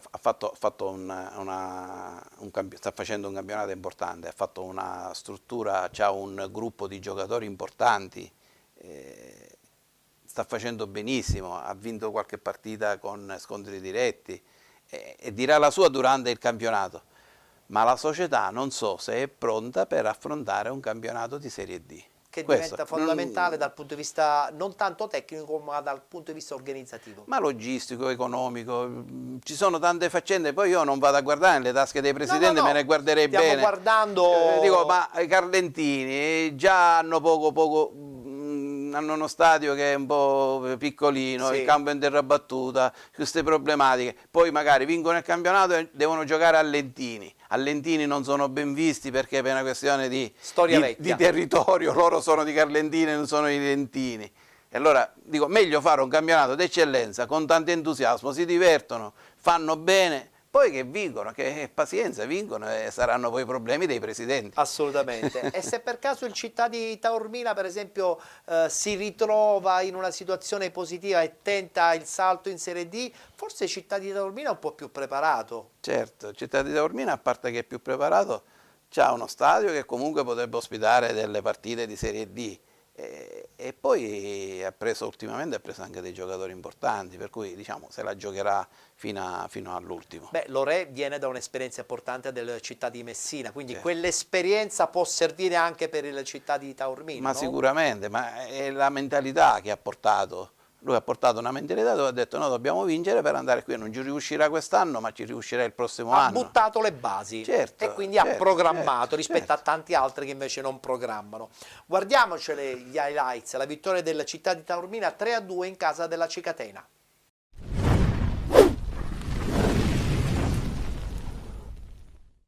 Penultima giornata del girone d'andata per il Città di Taormina, ospite al polivalente della Cicatena per una sfida che sarà replicata anche mercoledì nel ritorno dei quarti di finale di Coppa Italia. 3 incroci quindi nel breve volgere di 10 giorni, ma Città di Taormina che adesso vuole fare punti per restare agganciato al treno playoff e perché non sperare di accorciare anche dalla vetta della classifica. Rimessa con le mani di Peppe Amante, un po' alta per Famà. Non la tocca Zumbo e la palla schizza dalle parti di Salvostrano, chiamato a gran voce da Urso, che riceve, non ha un controllo felice Orazio Urso, poi un gran numero per sfuggire all'avversario, la mette dentro col mancino, c'è Ginago sul secondo palo, destro al volo che si perde larga, subito una buona chance al terzo minuto per il Città di Taormina. Strano prestato da Zumbo, la riconquista Cabangu, Zumbo vede l'inserimento di Barbagallo a sinistra, Barbagallo tocco morbido che scavalca Cirnigliaro e Sardo non riesce nel recupero.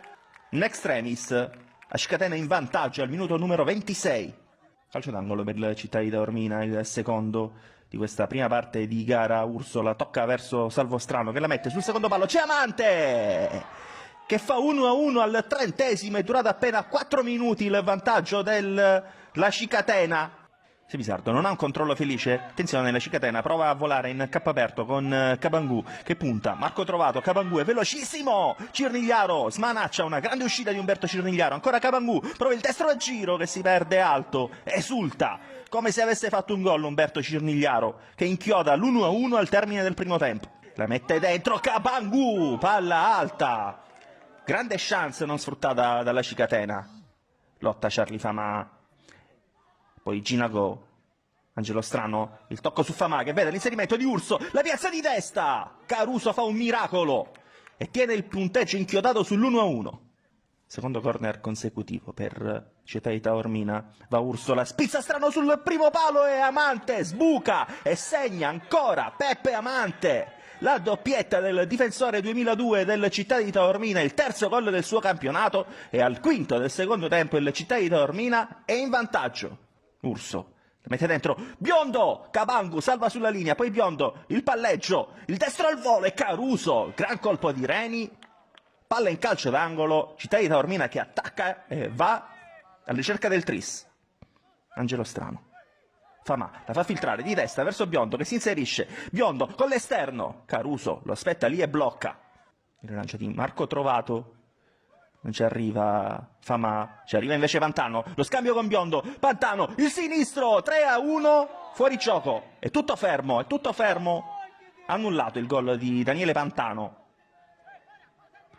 Urso lancia in campo aperto, Santino Biondo che resiste a un avversario e punta alla porta, è un po' defilato però Biondo, rallenta, tende l'arrivo dei compagni, c'è Famà che calcia con tutta la forza che ha in corpo, la palla alta.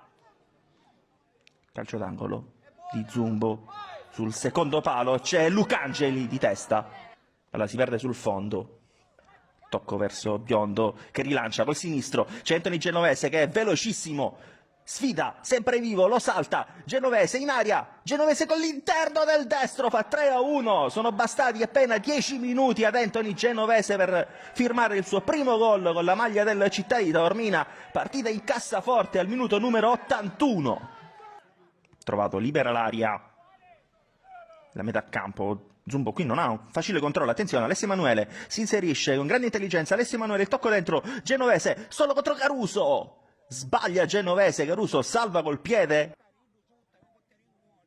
Calcio d'angolo per la Cicatena, siamo al 94esimo, palla Ballonzola in aria, Lucangeli, la gira a rete col sinistro al minuto 94, concesso 6 minuti di recupero l'arbitro. Sarà un finale al Cardiopalma, qui al Polivalente. 96esimo in corso, la Cicatena prova l'ultimo assalto. Peppe Amante non esce molto bene. Attenzione al lancio in profondità. Cavalco scavalca Cirnigliaro col pallonetto che si infrange sulla parte alta della rete. Città di Taormina che tira un sospiro di sollievo. La Cicatena fino all'ultimo ci ha provato. Successo importante per gli ionici che passano 3-2 al Polivalente.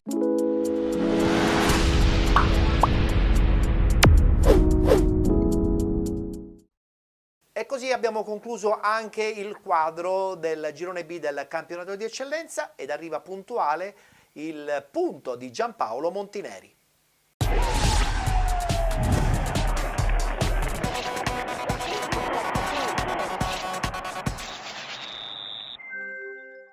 È Ettore, ne stiamo avvicinando a Natale, si capisce? No, perché voglio iniziare prima. Ciao penalty, scusate. Ciao gol. Voglio iniziare prima sul. No? Ok. Ci sono tanti modi per credere a Babbo Natale. C'è quella di fantasia. Pensate, io ho fatto per un periodo di tempo il Babbo Natale per i bambini, per un negozio di giocattoli. L'ho fatto per 6 anni consecutivi ed era bellissimo. Certo, c'era la bambina che non ti rompeva la porta, c'era la bambina che ti chiudeva la porta e ti rompeva il naso, ma poi c'erano i bambini che ti abbracciavano. Non so che fine ha fatto, ma c'era una ragazzetta ai tempi, aveva 7 anni. Non aspettava altro che quel momento, il mio Babbo Natale. Non c'erano i social. Poi c'era colei che aspettava il 24 notte per accogliermi, si faceva da sola il regalo e si faceva tutto il vestaglio. Lo dico perché è una storia vera, non che la fantasia del Babbo Natale è infinita. Però se poi non ci vuoi credere o non ci credi, non ci fa niente. Però poi c'è la versione antropologica, te lo una stonata e incontri veramente Babbo Natale. Perdonate, ma un attimo la dovevo fare questa cosa. E la presente quando tu sabba la pezza per quando viene un curtuso, no? E ne sto approfittando. Allora, palloni, siamo al giro di boa. E eccellenza, girone A e girone B sono all'ultima giornata, ma no, mezzo c'è la coppa e nel mezzo ci sono gli ultimi giorni di calciomercato, che poi in fin dei conti non era tutto è successo tutto sto sconquasso che si aspettava, o forse si aspettano appunto intanto la Coppa Italia, le società che sono impegnate ai quarti per vedere se fare qualcosa o meno, e soprattutto se è nel caso di dimensionare. E poi si attende a prescindere il lavoro che fa la Serie D e gli svincolati, potrebbe anche essere questo. Quindi ci sono pensate degli appuntamenti che si sono dati per giorno 24 alla vigilia e giorno 26 nel mezzo per ottimizzare l'obiettivo. Quindi c'è strategia, mettiamola così. Per quanto riguarda il campionato, salviamo Lenna, cioè mi fermo lì, salviamo Lenna, cioè come facciamo a farli giocare questi ragazzi? Devono fare un campionato, ci facciamo un altro girone, il girone di eccellenza C per Lenna, ma non è una critica nei loro confronti, cioè come facciamo? E a proposito, come facciamo? Presidente Morgana, dai, riprendiamo, c'è i Carute Bab su chi che fanno danno. Quindi un abbraccio, Presidente, veramente con simpatia. E questo abbraccio, perché conosco la persona, al Presidente del Carlentini, Presidente Vinci, il cuore è matto da legare, cioè teniamolo calmo però, cioè il cuore è matto teniamolo calmo. So che stai meglio, però i battiti. Abbiamo un certo tipo di percorso ancora da gestire. Lo so, il Carlentini ti sta emozionando maledettamente. Girone A e girone B che stanno incrociando un po' le lame in questo ultimo weekend pre-natalizio, pre-sosta forse, perché vorremmo capire realmente qualcosa su quello che accadrà per far recuperare le partite, perché sono delle partite, cioè Lenna ne deve fare, aspettate, ma perché comunque 5. Però ancora c'è l'ultima domenica, avevamo parlato di una possibilità di 6 partite da recuperare. A tomba le potremo recuperare. Scopone scientifico. Cioè è l'unico modo. Quindi, com'è stata questa domenica? Mantiene comunque la vetta l'Akragas in questo caso. Poi Don Carlo Misimile vince il derby. È sempre quel discorso. Se ci sono partite che non si giocano, allora come fai? Che cosa conti? Te ne vai sui dati, perché normalmente che fai? Te ne vai sui dati, ma i dati non sono storpianti perché ci sono degli incroci. Allora, ecco, il girone A tende ad aspettare cronologicamente e chirurgicamente Lenna, perché sulle partite dell'Enna si fa tutto il resto. Lenna si presenterà con tutti i giocatori nuovi, non sappiamo, una situazione un po' ambigua. E quindi dobbiamo essere molto sereni comunque, di non pensare che qualcuno possa scrivere un campionato è falsato, picchici su cose che non si possono gestire e nascono improvvisamente. ci sono realtà che si stanno riconfrontando con un po' il caos Covid e quindi ci sono delle norme. Basta, io dico questo perché è così. Per quanto riguarda invece signori di Girone B, insomma il Girone B sta presentando un'ultima giornata di campionato molto molto interessante, ma anche un aspetto di classifica dove il Ragusa ormai è solo risultati positivi, così come comunque l'Igea. Questo testa a testa, non devono recuperare partite, sono tutte e due a 13 partite giocate, quindi ecco, su di loro si può fondare, va bene, il dato. E allora l'Igea è il miglior attacco, ma anche la miglior difesa. Il Ragusa, pur avendo fatto 26 gol e 10, è comunque primo perché ha un pareggio in meno dell'Igea.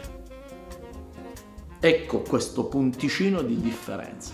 Ma una caterva di risultati. Cosa succede sotto? È la sconfitta della Ionica proprio con l'Igea. Si è creato il buco. Ecco alcuni risultati del web. Perché ho detto la parolaccia. Ma non è parolaccia buco. No, si è creato lo spazio. E allora già c'è questa fuga a 2. Segue il Carlentini. Ci sono tante cose, no, che si muovono. E allo stesso tempo io vi vado a presentare mercoledì, anzi vi invito, c'è Ragusa-Siracusa, ritorno dei quarti. Sarò impegnato formalmente con lo stadio, con il selvaggio, l'Aquila, che non è mai una preda, il leone, che è regnante. Pensate a queste due forme di animali, esseri viventi, dentro i simboli di due società che hanno lo stesso colore, che hanno una gran bella storia e che hanno voglia, molta voglia. Nel Ragusa è rientrato lo schiccalio dirigenziale ed è una partita importante perché anche per il Siracusa c'è il filotto. Siracusa che rientra con grande determinazione nella corsa ai playoff, veramente con grande determinazione. Una cosa piacevole che mi va di raccontare è che giorno 16 c'è la cena sociale della società e che ha invitato il presidente Montagno la stampa. È una cosa che a Siracusa non succedeva da 50 anni forse, non lo so, perché giornalisti storici mi hanno detto che non si ricordano di una cena con i colori sociali.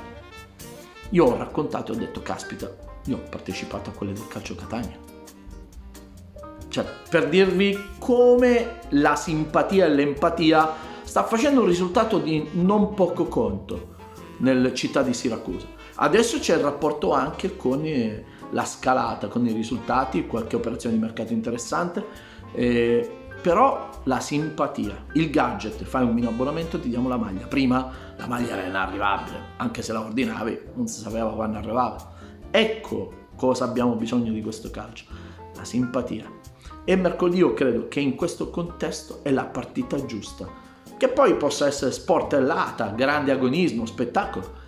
La simpatia le due società l'hanno messa a disposizione, la stanno intavolando, la stanno creando e la stanno anche passando di mano.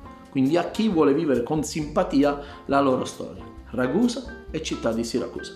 Ma domenica, l'ultima di andata, nel Girone B ci sono sportellate, partita playoff, il Siracusa chiude in casa contro lo Ionica. Partita particolarissima, insidiosa per il Taormina, ma soprattutto per Real Siracusa dell'amico Danilo Gallo. Occhio, perché in un discorso di risultato negativo potrebbe essere infognato il Real Siracusa Belvedere in una classifica un po' particolare, angosciante. Quindi perché? Perché è vero, la crisi della Telio Catania, una l'abbiamo persa, poi c'è il Via Grande, poi c'è l'Ispia, ma un play-out si deve giocare. Quindi occhio, perché la squadra realmente in questo momento, pur avendo perso solo 1-0 nel derby, ha qualche, come dire, effetto collaterale dell'idea di fare una società e una squadra di amici. Il calcio non vede amici, vede l'obiettivo. Quindi attenzione, perché potremmo vivere un Natale e un Capodanno senza panettone per qualcuno. Ragusa Palazzolo, ecco.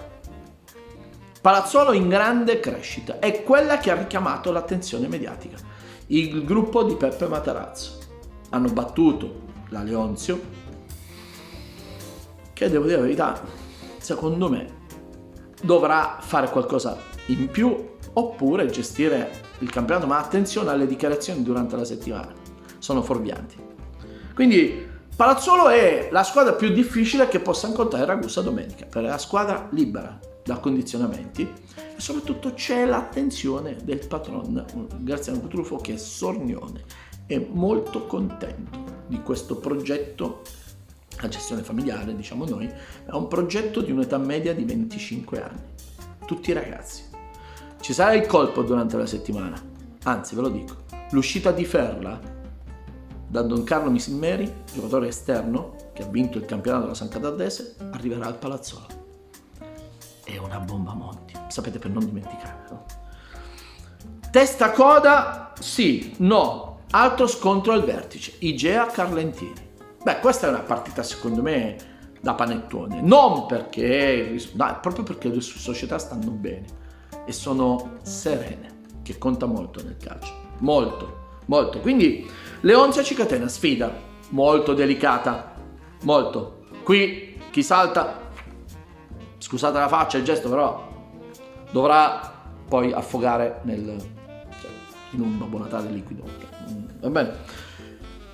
Veloce, sì, però sono passati dei minuti, quindi non siamo ancora alla fine, siamo semplicemente a determinare i campioni d'inverno, che sembra poco ma sembra tanto. È quel momento in cui tu rimani galleggiante in un obiettivo, non è un sogno, un obiettivo. E il campione d'inverno nel calcio dilettantistico è importante. Uno, perché se non c'hai i soldi e devi rimanere a galla, o smantelli e ti fai il calcolo sulla salvezza, oppure ritrovi entusiasmo attorno e trovi l'aiuto.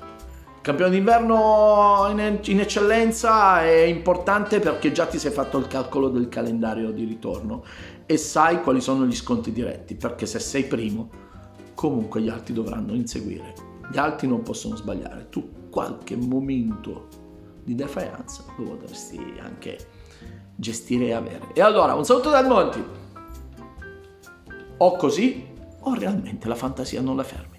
Io credo a Babbo Natale, o così o con quello che accade nel nostro mondo di fantasia. Ciao dal Monti!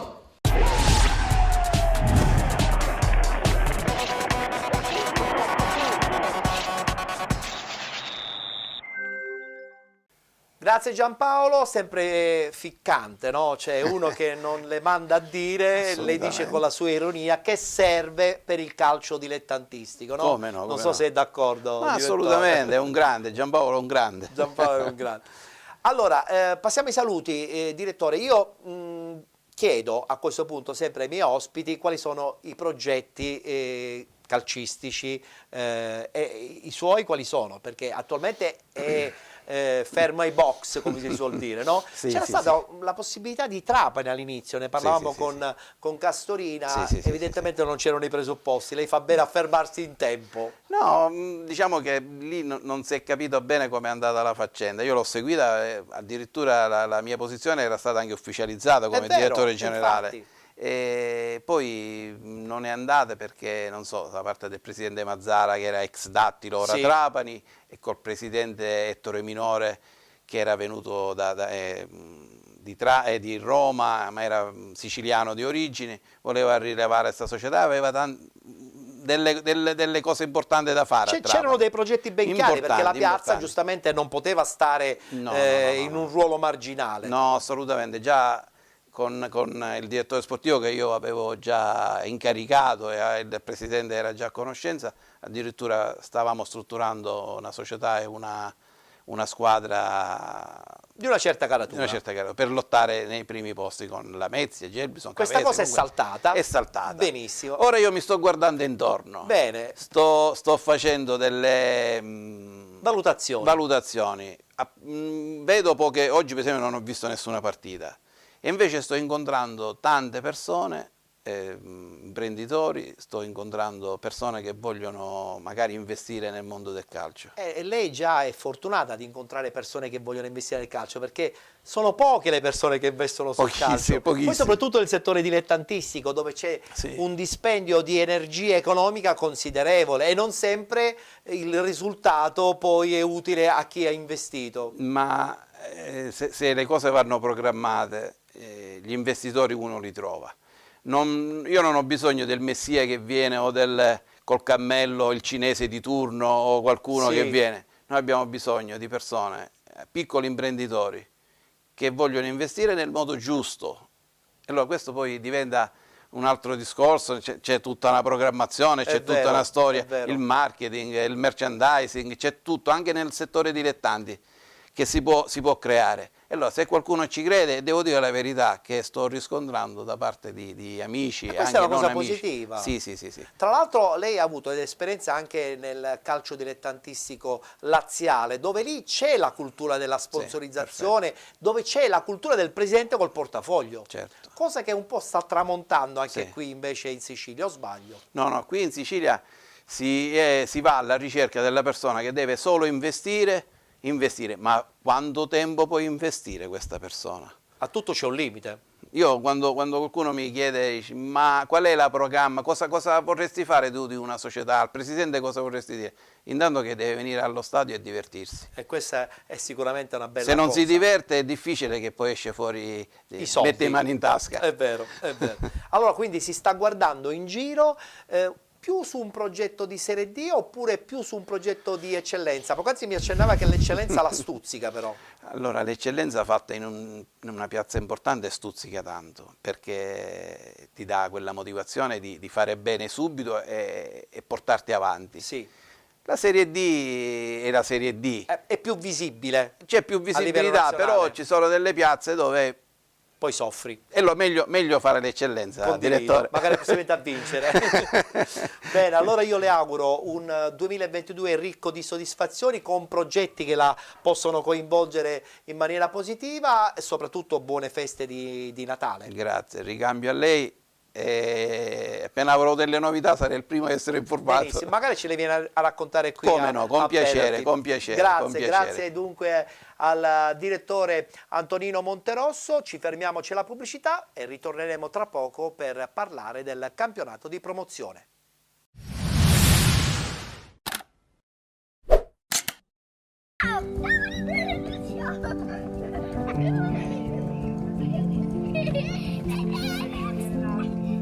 Da grande sarò una ballerina. Da grande farò il dottore per guarire tutti i bambini. Da grande voglio fare il pompiere. Il futuro dei bambini ammalati di neuroblastoma è incerto. Permetti ad ogni bambino di realizzare i propri desideri. Il neuroblastoma è la prima causa di morte per malattia in età prescolare. Aiutaci a sconfiggerlo, trasformando la disperazione dei genitori in una speranza concreta. La ricerca scientifica è l'unico reale strumento per contrastare la malattia. Il nostro sogno è quello di guarire tutti i bambini malati di neuroblastoma. Possiamo farlo con l'associazione che sostiene la ricerca d'eccellenza in Italia. Per Natale aiutaci e dona un futuro ai bambini per realizzare i loro desideri. Scegli i doni dell'Associazione Italiana per la lotta al neuroblastoma. Grazie di cuore.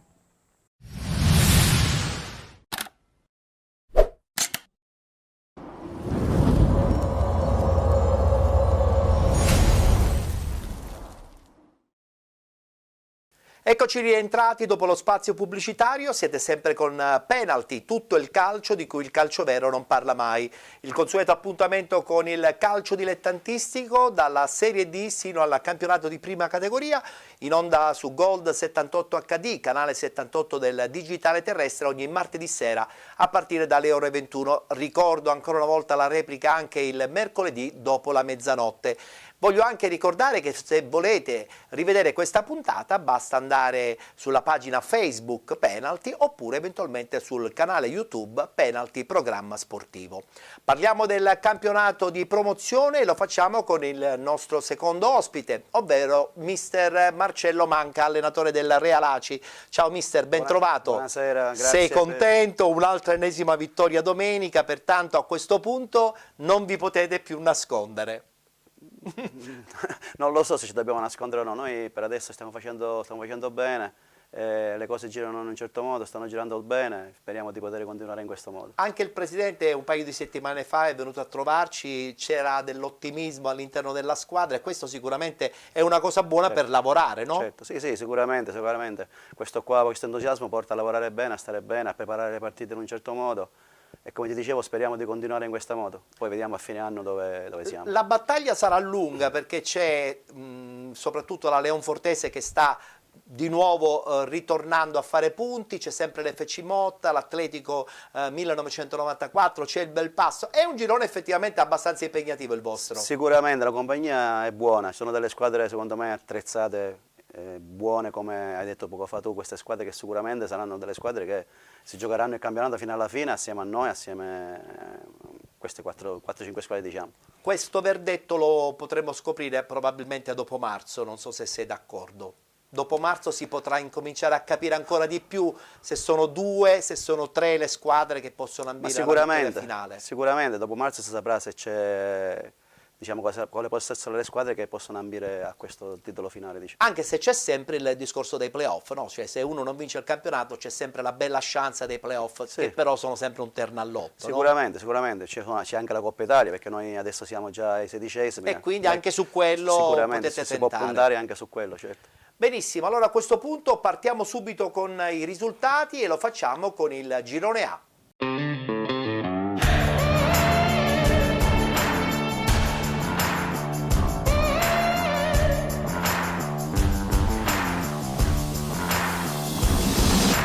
Si è giocata la 12ª giornata, eccolo qua il tabellino dei risultati. Partinica Audace, Lascari Cefalù 3-3, Alba Alcamo, Folgore Castelvetrano 3-1.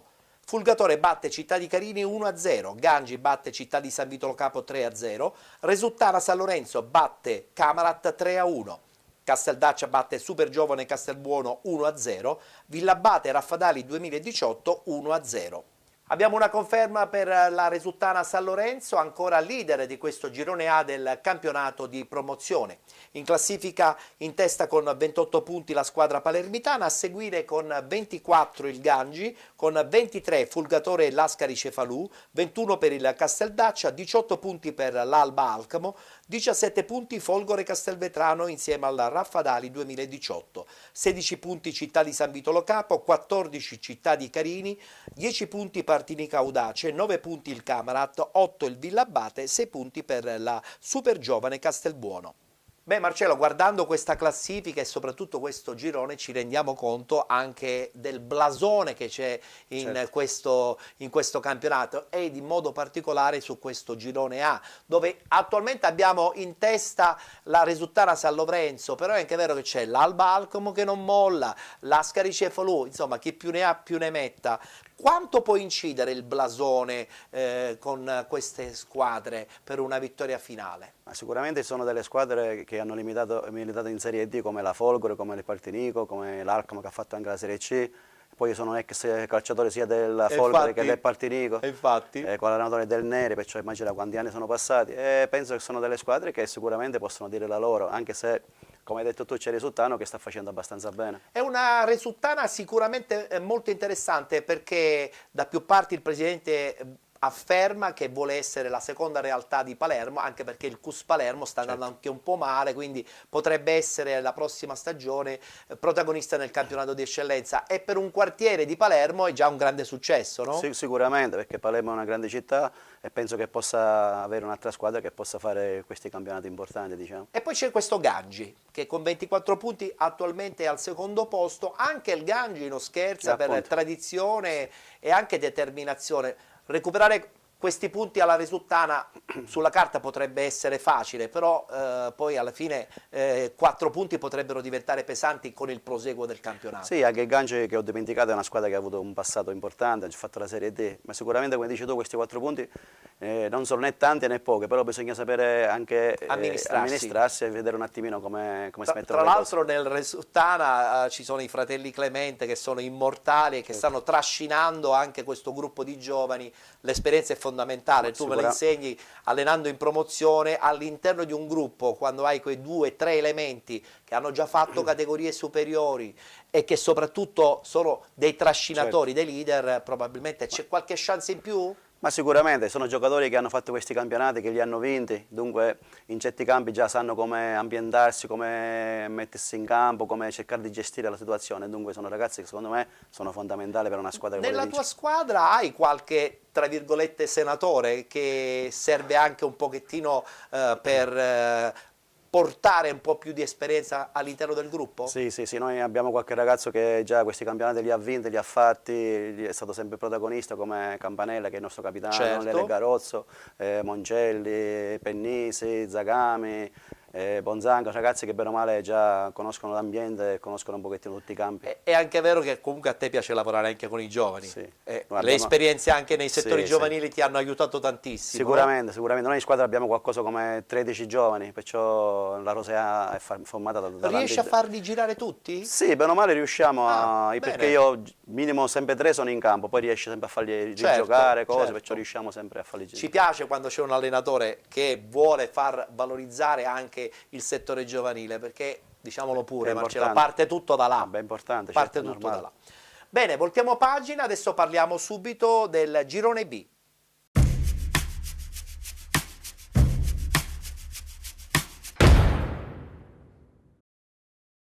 12ª giornata anche nel girone B, subito i risultati. Gescal batte Valdinisi 2-0, Milazzo batte Sant'Angiolese 2-0, Messana 1966 batte Atletico Messina 3-0, Castelluccese batte Pro Falcone 4-2, Torrenovese batte Stefanese 4-0, Promende batte Gioiosa 2-0, Sinagra Rocca Acquedolcese è stata rinviata al 22 dicembre. In classifica abbiamo la conferma del Milazzo, in testa con 26 punti, con 23 Promende e Rocca Acquedolcese, con 22 la Torrenovese, con 20 Pro Falcone, 19 punti per il Messana 1966. 17 punti per Castelluccese e Atletico Messina, 14 Gescal, 13 punti Sant'Angiolese, con 12 il Gioiosa, 9 punti per il Sinagra, 5 punti per il Valdinisi, chiude la classifica la Stefanese con 3 punti.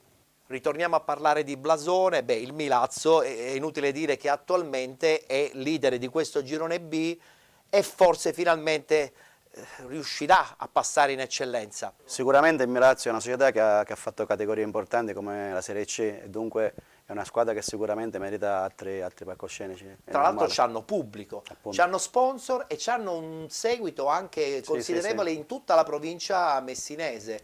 È una società che secondo me sta costruendo le basi, spero lunghe e durature anche per le prossime stagioni. È chiaro che poi dalla promozione all'eccellenza il gradino esiste. Cambia tutto, è normale. Ogni gradino è diverso da quello dove eri prima, precedente. E poi anche gli Milazzo hanno già un impianto sportivo, un campo importante dove purtroppo hanno giocato, hanno potersi allenare bene, stare bene. E questo fa tanto. Tante società purtroppo non hanno. Guardiamocela questa vittoria 2-0 del Milazzo contro la Sant'Angiolese.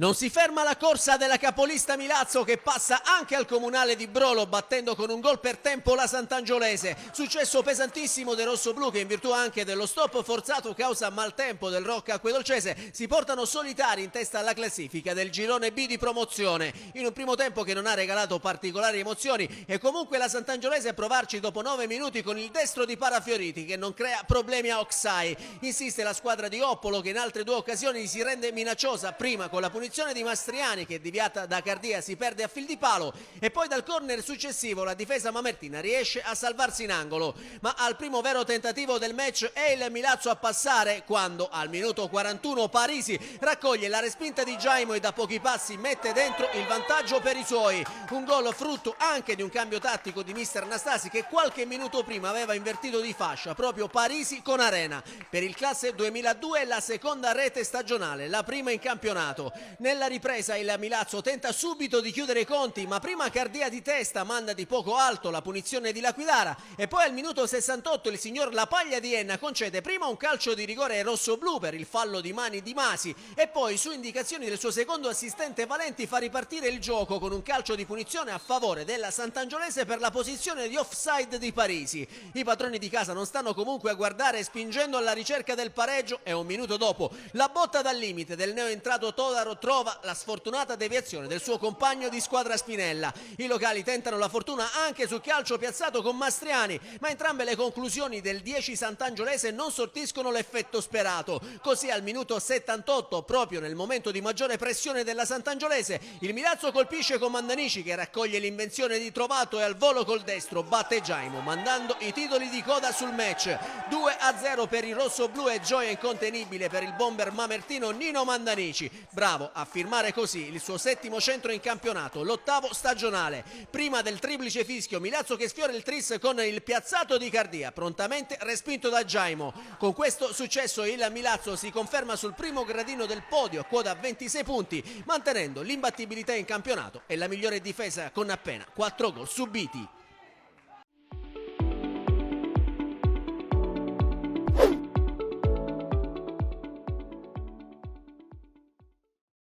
Altra realtà messinese è sicuramente il Messana 1966. Vince fuori casa contro l'Atletico Messina di Naccari. A questo punto questa Messana potrebbe tentare quantomeno l'aggancio in una zona importante playoff, ma tutto il girone B regala sempre comunque delle sorprese. Le società mirano abbondantemente ad un obiettivo, quantomeno ben figurare e possibilmente agganciare i playoff.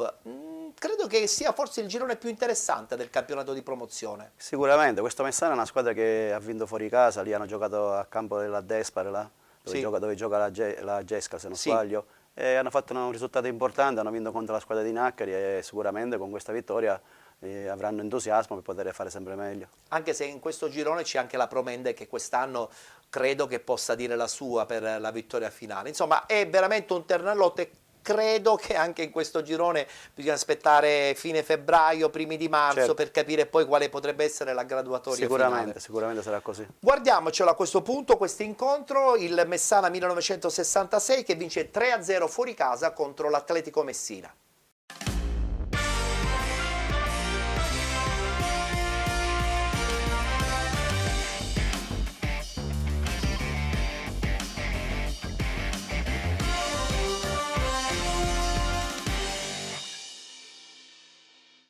Oggi è tutta un'altra storia, Messana reduce alla vittoria per 5-2 contro la Sant'Angiolese. Nell'ultimo turno è stata sconfitta di misura invece per l'Atletico Messina. Tutto pronto per l'inizio di questa sfida. Primo possesso in favore dell'Atletico Messina che attaccherà da destra verso sinistra. Qui ha già giocato il pallone Peppe Costa per Mondello che prova a scatenare il suo mancino. E ora Iovine prova a cercare Russo, intelligente il passaggio ancora per Mondello, carica il mancino ed è il vantaggio della Messana.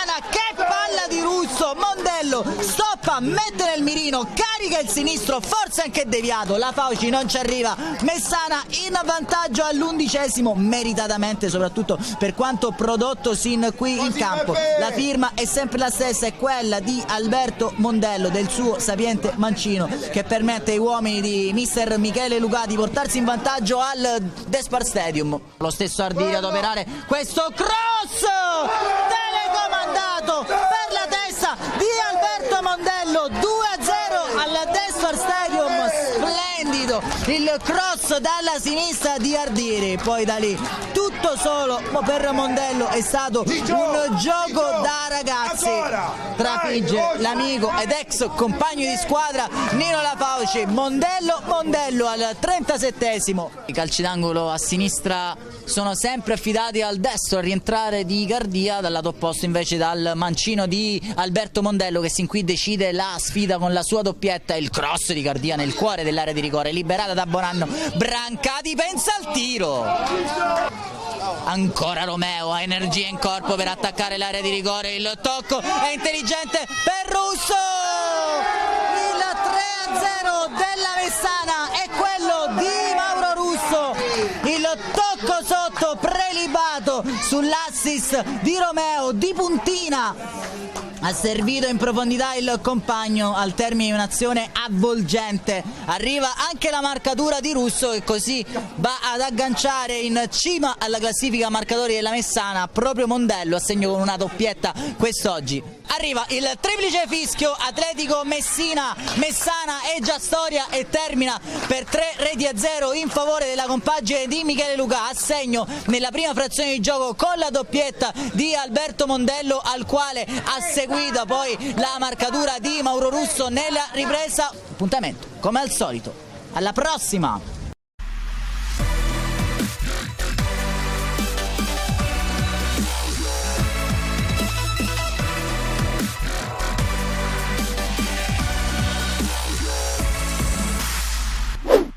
Continuiamo a parlare di questo girone B del campionato di promozione. Rocca Acquedolcese, anche qui bella realtà e soprattutto una bella struttura, pertanto su quella si può costruire. Hanno anche un buon settore giovanile, mister. Ma sicuramente, come abbiamo detto prima, se hanno un settore giovanile fatto bene, attrezzato bene, hanno un campo dove si possono allenare bene, sicuramente tutto questo agevola la società, agevola l'allenatore, agevola i ragazzi anche quando vanno a fare allenamenti. C'è un motivo perché ti ho fatto questa domanda, perché so che lì ad Aciriale un po' di problemi ci stanno. Sì. È mai possibile che in uno stadio comunale come quello a Cese, il classico storico comunale, non abbia un'illuminazione decente, non dico esagerata, decente? È mai possibile? Purtroppo non so cosa dite, purtroppo noi ci alleniamo al buio.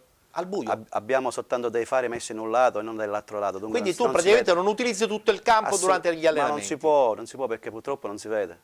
Noi ci alleniamo malissimo, anzi adesso siamo andati ad allenarci ad Aciriale, prima eravamo dei nomadi perché andavamo ovunque, me lo diceva il presidente. Campi fuori, allenamenti fuori, era un pochettino, adesso abbiamo lì come sede, come campo. Cioè sarebbe bello poter avere una realtà fissa, un campo decente. Il terreno in che condizioni è? Il terreno è terra battuta, però non è che sia... una volta era buono, adesso ultimamente non... Peccato perché Aciriale in questo momento insomma, naviga positivamente nel campionato di Serie D. Aver rimesso nuovo, tra virgolette, il comunale poteva essere anche un nuovo stimolo per il settore giovanile del Real Ace, tutto anche l'entourage della prima squadra, ma tutto questo evidentemente sono soltanto parole. Voltiamo pagina e parliamo appunto adesso del girone C, dove mister Manca a questo punto, possiamo dirlo, è il mister capolista con la sua bella realtà Real Aci.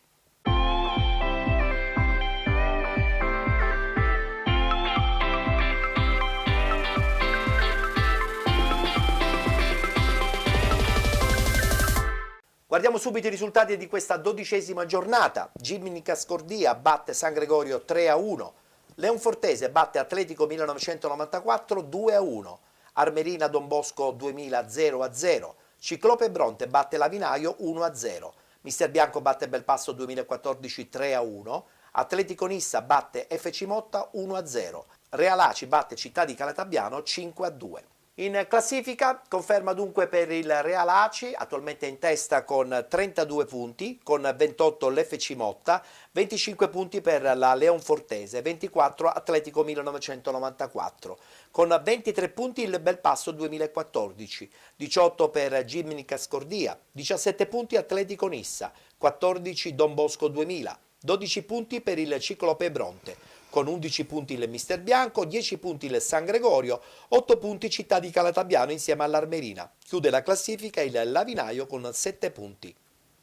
Ed iniziamo subito da questa vittoria importante della Leonfortese, lo abbiamo detto in apertura del tuo arrivo qui nei nostri studi. Questa Leonfortese, tra l'altro deve anche recuperare una partita, potrebbe diventare a questo punto la squadra più ostile per la vittoria finale? Sicuramente sarà una delle squadre ostili. Noi l'abbiamo incontrata qui ad Aciriale. L'avete pure battuta. Abbiamo vinto 1-0, ma era una squadra, già si vedeva in campo, una squadra ben messa, una squadra quadrata, una squadra che sa quello che vuole. Però assieme alla Leonfortese ci sono anche delle altre realtà che sicuramente possono dire la loro, questo è sicuro. Potrebbe essere l'Atletico 1994, il Belpasso 2014?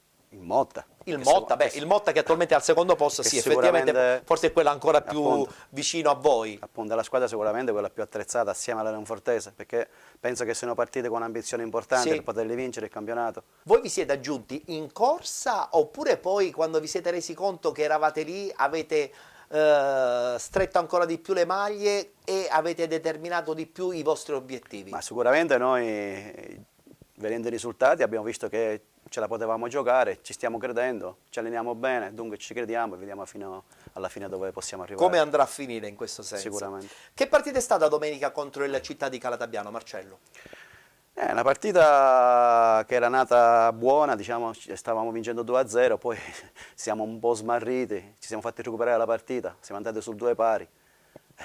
Sembrava strano, sembrava che stavamo sognando, perché è una partita che si poteva già dire chiusa, però poi si sono perse un po' le distanze, qualcuno mentalmente Calo di tensione. ha mollato un pochettino, però poi siamo riusciti un attimino a rimetterci un po' in sesto e alla fine siamo riusciti a vincere. Saranno questi i fattori per la vittoria finale, mister? Ma sicuramente. Se c'è più determinazione, più continuità, probabilmente fai qualcosa in più rispetto agli avversari. Ma questo è sicuro, perché se ti alleni in un certo modo, se stai concentrato e fai le cose come è giusto farle, se fai una corsa in più per il compagno, sicuramente alla fine sarai ripagato di questo. Hai fatto una romanzina al termine della partita.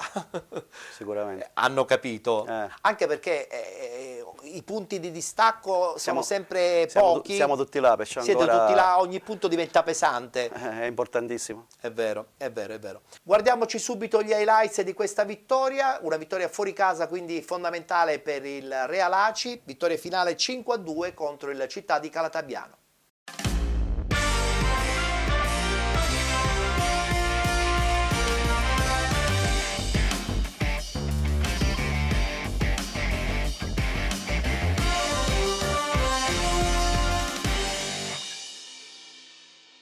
Dopo 2 partite consecutive in casa il Real Aci torna a giocare in trasferta e lo fa allo stadio Giuseppe Calanna per affrontare il Calatabbiano e cercare di mantenere la testa della classifica. Avvio di partita aggressivo del Granata, De Carlo, rimessa lunga per Manca, gran controllo. Cross sul secondo palo per Cavallaro che è solo, destra al volo! E pallone alto sopra la traversa, grandissima chance per il Real. Palla vagante in mezzo al campo, Pennisi impone il suo fisico e rinvia verso De Carlo, sponda verso Mongelli.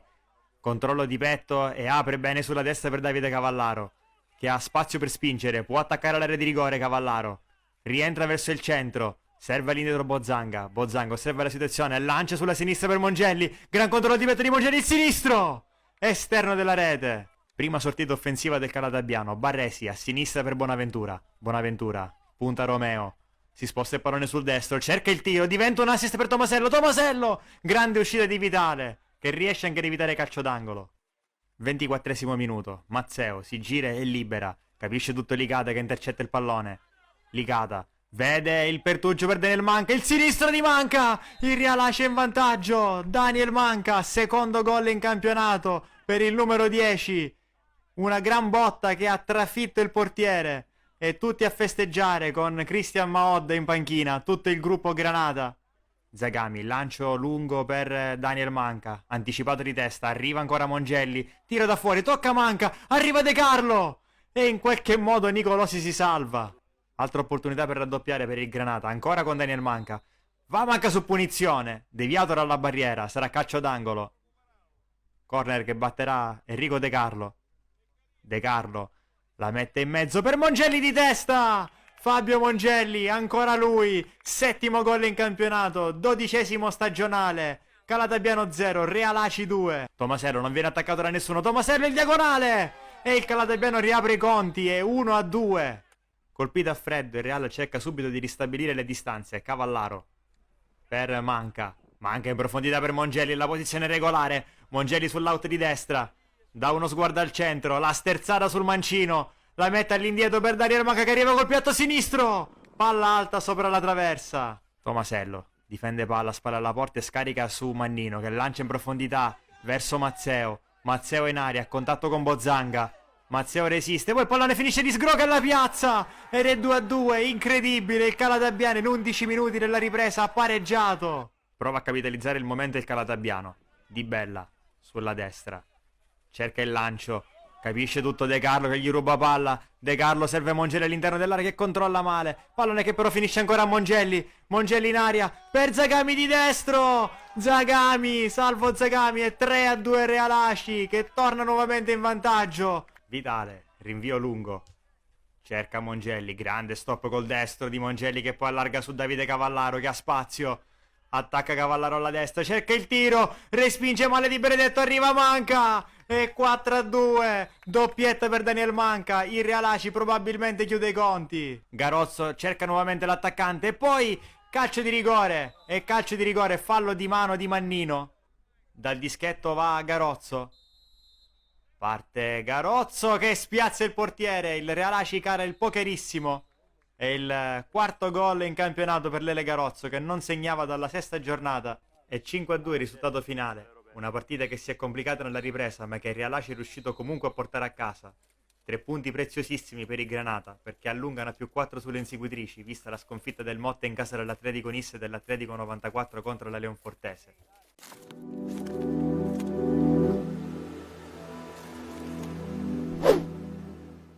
Mister, ma a questo punto quale sarà la partita più difficile in questo prossimo girone di ritorno? La partita con la Leonfortese o con l'FC Motta? Entrambe saranno importanti, però quale quella che insomma temi di più?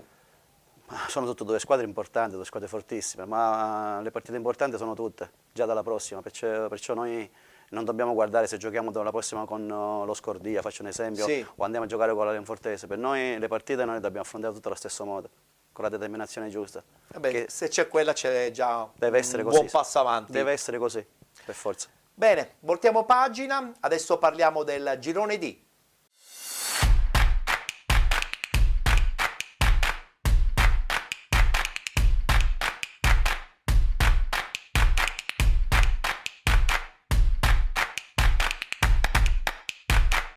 Una conferma per il Mazzarrone, guardiamo subito i risultati di questa 12ª giornata del girone D. Pro Ragusa batte Calcio Scicli 2-1, RG batte Nuova Città di Gela 4-1, Città di Avola 2020 Sporting Eubea 1-1, Città di Comiso batte Città di Canicattini 1-0, Club Calcio Vittoria batte Megara 1908 4-3. Frigentini batte Modica 1-0 ed infine Mazzarone batte Priolo Gargallo 3-0. In classifica, come ho detto poc'anzi, la conferma del Mazzarone, ancora in testa solitario con 29 punti, con 25 il Modica Calcio, 23 punti per il Città di Comiso, 22 Nuova Città di Gela, 19 Frigentini e Priolo Gargallo, con 17 Sporting Eubea, 16 punti Pro Ragusa, 14 Club Calcio Vittoria, 13 punti Città di Canicattini, con 11 punti il Megara 1908, 10 punti per RG, chiudono la classifica Calcio Scicli e Città di Avola 2020 con 8 punti. Abbiamo dunque la conferma del Mazzarrone, credo che sia l'anno buono, l'anno giusto per un Mazzarone che si è organizzato già d'estate con un bel gruppo dirigenziale nuovo di zecca, ma soprattutto con quei giocatori che fanno la differenza in promozione. Sicuramente è una squadra attrezzata per poter vincere il campionato, però bisogna stare attento perché in quel campionato ci sono delle squadre anche blasonate. Adesso c'è il Modica, come il Modica, il Comiso e tante altre. C'era anche la Nuova Città di Gela che ha fatto una partenza pazzesca, adesso da un paio di partite perde puntualmente e ha perso terreno anche nella zona alta della classifica. Quanto incide un blasone sui giocatori ed un nome così importante dove chiaramente devi fare sempre punti dentro casa e fuori casa? Sicuramente un blasone del genere incide tantissimo perché sono squadre che sicuramente vogliono fare bene, vogliono vincere i campionati e dunque quando vanno in campo vanno per cercare di vincere sempre, è normale che sia così. Certamente bisogna tenere presente che comunque adesso arriva il calciomercato con qualche nuovo innesto. Voi per esempio, non ti ho fatto la domanda prima, siete fermi sul calciomercato oppure ancora qualche piccolo puntello? No, sicuramente prenderemo 2 giocatori, vediamo. Siamo in trattativa, diciamo. No, adesso non è giusto farli perché non sappiamo niente ancora. Giustamente. Ritornando a parlare di questo girone D, ci guardiamo gli highlights sulla sconfitta appunto della Nuova Città di Gela in casa dell'RG per 4-1.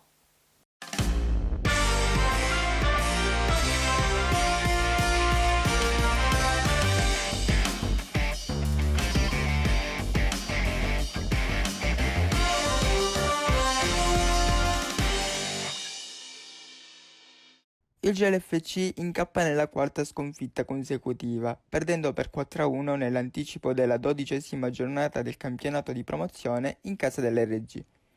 Infortuni e squalifiche hanno influito sulla prestazione dei gialloneri, col tecnico Evola che ha potuto contare su una rosa ristretta, schierando Acia nell'inedito ruolo di terzino e affidandosi in attacco a Gradito, Navanzino e Ferlito. Andamento del match a senso unico, con i padroni di casa che sin dal fischio d'inizio hanno messo in difficoltà la formazione gelese. Protagonisti dell'incontro il classe 2004 Riela e il 2003 Maieli, entrambi autori di una doppietta. Soprattutto il numero 8 dei siracusani è stato una spina nel fianco per la retroguardia giallonera, ripetutamente colpita in contropiede. Unica nota positiva di giornata in casa GLFC, l'Eurogol del momentaneo pareggio siglato dal giovane Ferlito, che da più di 20 metri, con un potente tiro, ha colto di sorpresa il portiere di casa d'Alessio. L'attaccante, qualche minuto dopo la gioia del primo gol stagionale, è stato vittima di un duro scontro di gioco. Soccorso tempestivamente dallo staff medico delle due formazioni, è stato trasferito in ospedale per accertamenti. Domenica, ultimo impegno per quel che riguarda il girone di andata. GLFC che sarà impegnato al Vincenzo Presti contro il Comiso. Servirà a ritrovare la consapevolezza nei propri mezzi e la mentalità vincente delle prime giornate, per chiudere l'anno con un sorriso.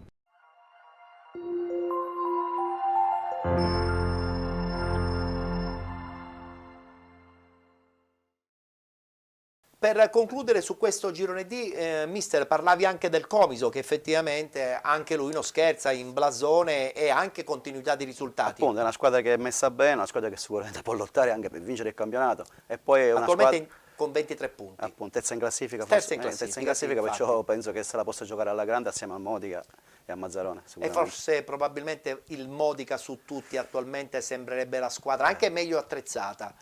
Modica è una città, ha fatto sempre calcio, a certi livelli, sicuramente cercheranno di vincere questo campionato, che per loro è una cosa importante. E come ho detto poc'anzi, aspetteremo comunque abbondantemente, forse fine marzo, quando capiremo a quel punto quali sono i giochi definitivi.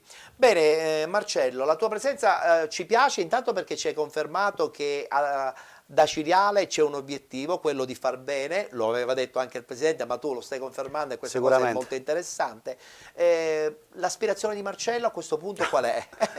Ma non lo so, io vivo la giornata perché bisogna vivere così, io spero di quest'anno di fare un buon campionato, di fare bene. Insegui un progetto oppure anche la voglia di metterti in gioco in una realtà che chiaramente un po' non ti appartiene, dato che tu hai vissuto più dall'altra parte della Sicilia?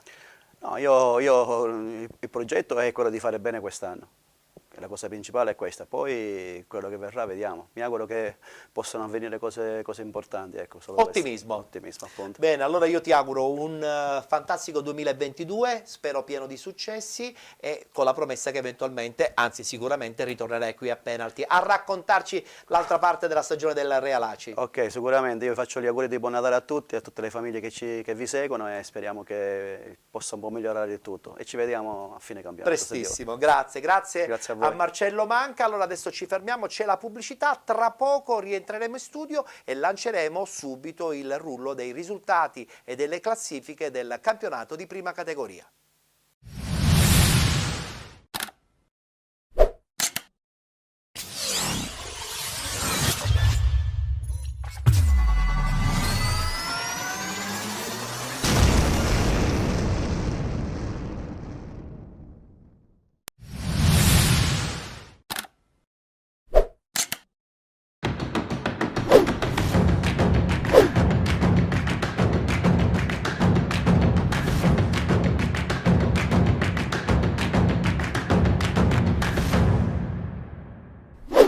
Siete con Penalty, l'appuntamento natalizio su Gold 78 HD, canale 78 del digitale terrestre.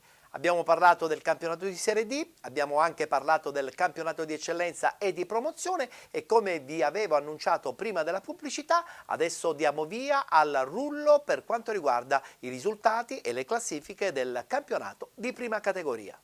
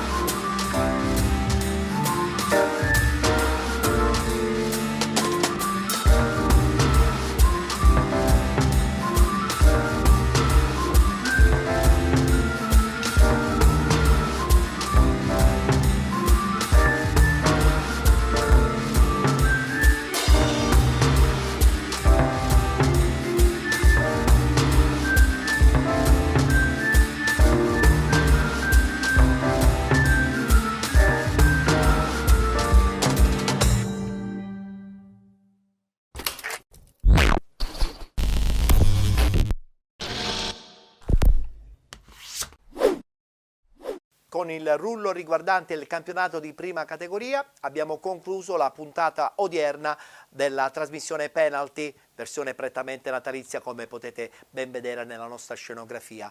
Però prima di congedarci volevo stringermi alla famiglia della Nissa FC per la scomparsa di Eusebio Giammusso, padre del presidente Arialdo Giammusso, uomo di sport, grande sostenitore della causa e del progetto Nissa FC. Detto questo mi congedo da voi e vi anticipo che la successiva puntata di Penalty prima di Natale non andrà in onda martedì 21 ma bensì giovedì 23, sempre alle ore 21 e sempre appunto su Gold 78 HD. Detto ciò ci fermiamo, appuntamento alla prossima settimana.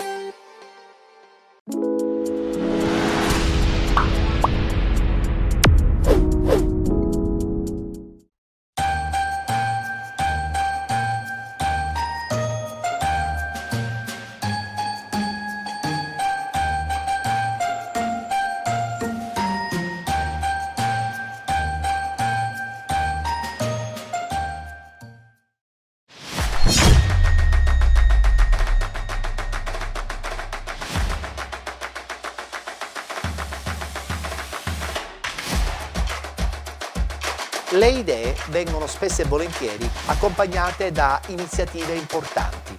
Play Village, in collaborazione con Pianeta Vacanze e Gold 78 HD, propone questa iniziativa che si chiama Spot Impresa, rivolta principalmente a tutte le imprese che vogliono raccontarsi attraverso uno spot.